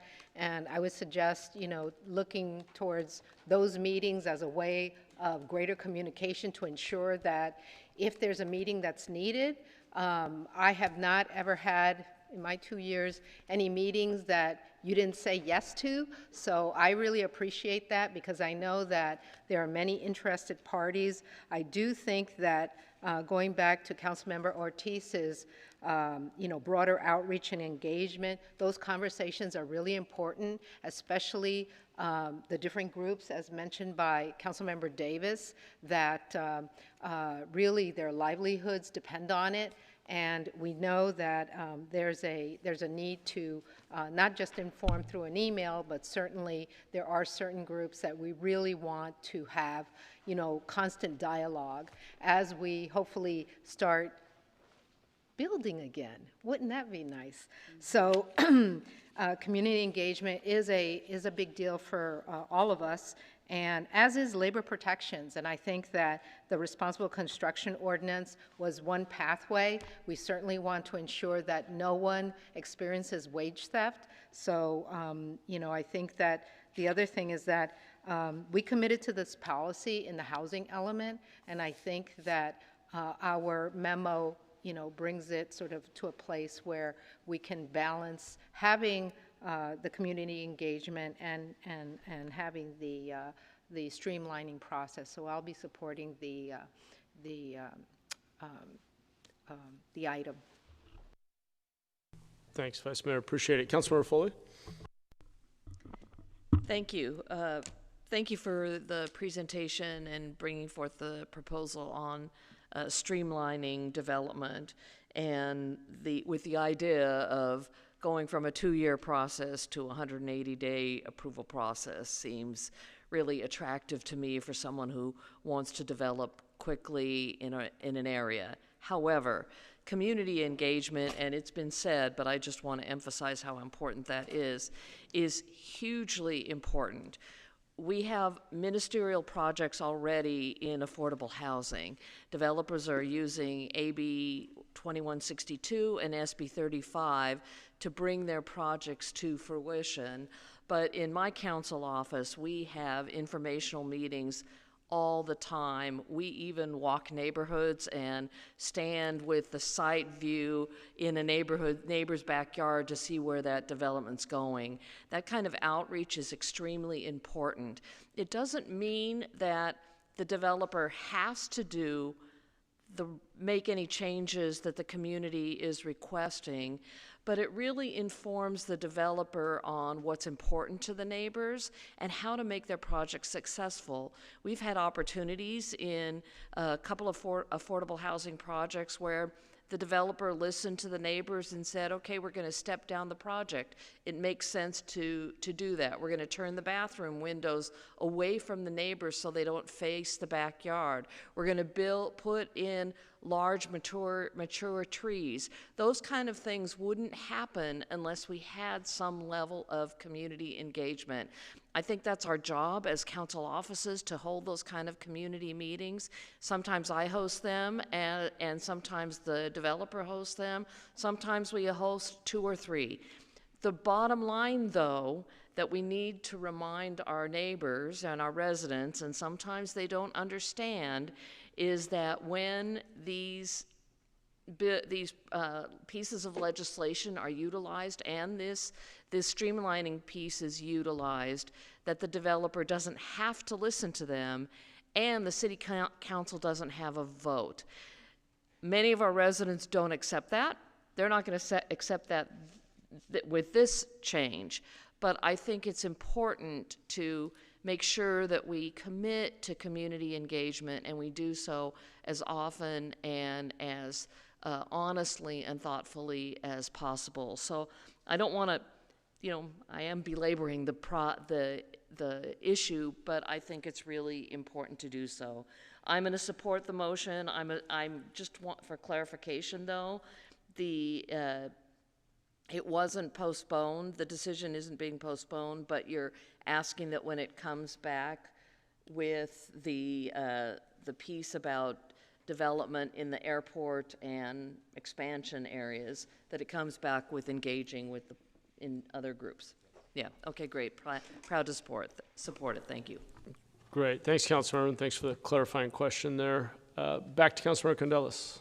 Yeah, no, thank you for your comments, Councilmember Foley. I appreciate that, and Councilmember Davis earlier for your comments specifically on being wobbly on, as we kick off the production policies that we've identified as in our housing element. But that prompted a quick question. Isn't there a risk that we have if we're not meeting our production goals? Yes. Right? There is a risk. So yeah. Last year, 0 new market rate, any kind of housing, right? That's also an issue, right? Yes. Okay, just clarify. Thank you. All right. Yeah, definitely. Is it fair to say, though, on that point, that first the standard is that you've zoned for the capacity, then that you've identified the programs and policies that are aligned with enabling the development, and that you are implementing them, and then of course we all hope that the outcome is that those things combined deliver the number of units, but that of course we have less control over than implementing the programs and policies and identifying and zoning for the capacity. Is that a fair kind of description of how to think about it? Yeah, I would say that that's a fair characterization. I think the one thing that we learned through this last cycle with the housing element is that certainly with the introduction of many of these state laws and the sort of emerging role of HCD in enforcing them, is there's a lot of uncertainty as we move forward, and everything we can do that's within our power to move forward the aspects that we control, which are largely the sort of policies, programs, and implementation, is really important. Obviously, there's market factors related to sort of how much housing gets produced, right. And I think that's part of that consideration, but we certainly don't want to be seen to be sitting back. Certainly, I think what we've seen in a lot of the narrative from both HCD and other parts of the state is around, looking very seriously at communities that aren't doing their part through implementing the policies that are included in that. Right. And to Councilmember Condellis' point, at the end of the day, all that matters is the outcome. Do we get more housing built? But clearly, from a compliance standpoint, we've got to first actually go implement the programs and policies we agreed to. Okay. Thanks for the robust dialogue and the friendly amendment and the modified motion. Hopefully everybody's clear on what we're voting on. I think we are. Tony, let's vote.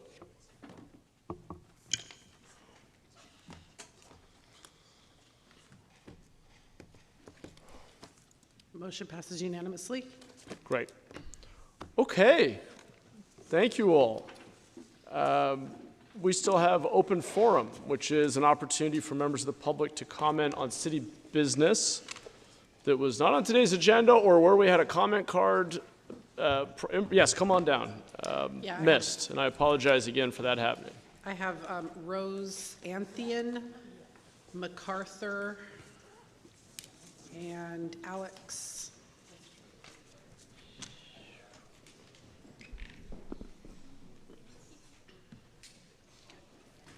Hi, I need help. I cannot do everything for these homeless people. I can't cook, I can't advocate, I can't put myself in front of the police, I can't find them a home, I can't give them $40, I can't help them tow their trucks, I can't do it all. Where is Home First? Where is the 120 million? Because none of these people that I'm dealing with have gotten housed. Who is Home First? Like, I can't do everything. I need help. I can't beg the police officer or the 911 to, send some people out. I need help, Mayor.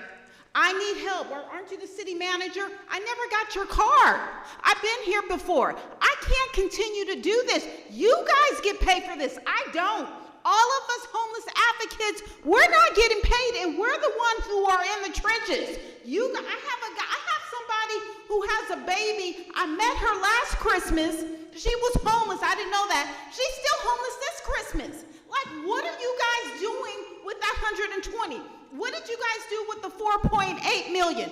Valley Fair, you said that, oh, Valley Fair does the social services. You guys are doing sweeps and not giving any social services. They are getting 30 minutes to 1 hour to clean up all their stuff. I had to go to internal investigations because these cops are just horrible towards these homeless people. You got to do something. I'm not doing this in 2025.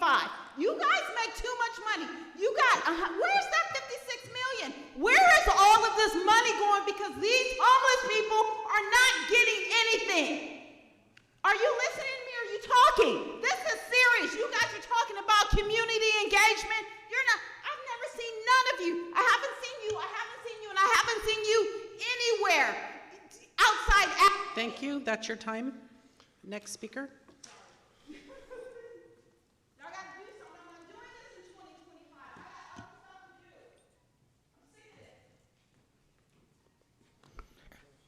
Hey y'all, Alex again.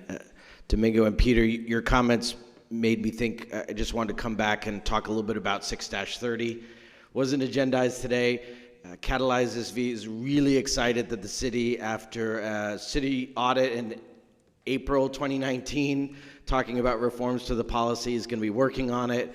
We had a first meeting with Michelle Flores and Jared, and are really, really encouraged with the city's plan so far on how it's going to do community engagement. From what we heard, it really is going to involve community-based organizations in actually coming up with ideas for the policy. So I think you'll see over the next year that no nonprofit, perhaps in all of San Jose, is as interested in policy 6-30 as Catalyze SV. And so we're going to continue to be super engaged in it. If you have any ideas that you think should be incorporated, if you want to hear our members' ideas or our staff ideas, we would love to work with you on policy 6-30. And I think one of the things that's really important, if you haven't had a chance to check it out, is the International Association of Public Participation has a thing called the Spectrum of Community Engagement, and it talks about the difference between inform versus involve versus collaborate. And I think it's really, really helpful, and it addresses some of the more than semantic differences we were talking about at some point today around a community meeting versus educating versus informing. And I know, Councilmember Foley, you do a lot of going out to the community and just talking about the issues and why you think building housing is important. So the difference between a meeting that informs versus a meeting that offers an opportunity for input and to affect outcomes is critically important. And I think that's something that policy 6-30 could address as you all go forward and craft that policy next year. So thank you for digging into it. We can't wait to do that with you next year. Happy holidays, Council and Mayor. Thanks, Alex. Happy holidays. Thank you. Next speaker. Oh, we have no speaker. I Please. called 4 names, but I don't know if everybody's still here. And nobody's coming Sorry, down. what was the name? I had called 4 names, but it looks like they're not all here. Okay. Anthony was one of them. Yeah, I'm not seeing anybody else come down. Yeah, We're so good? go ahead. Okay. Well, once again, just before we adjourn, I want to sincerely thank Councilmember Davis, Councilmember Jimenez for your 8 years of service to our city. Thank you very much. We're going to miss you guys. Enjoy that Monopoly game, San Jose edition. All right, everybody. Happy holidays. Merry Christmas. Happy New Year. We're adjourned. And I broke it. All right.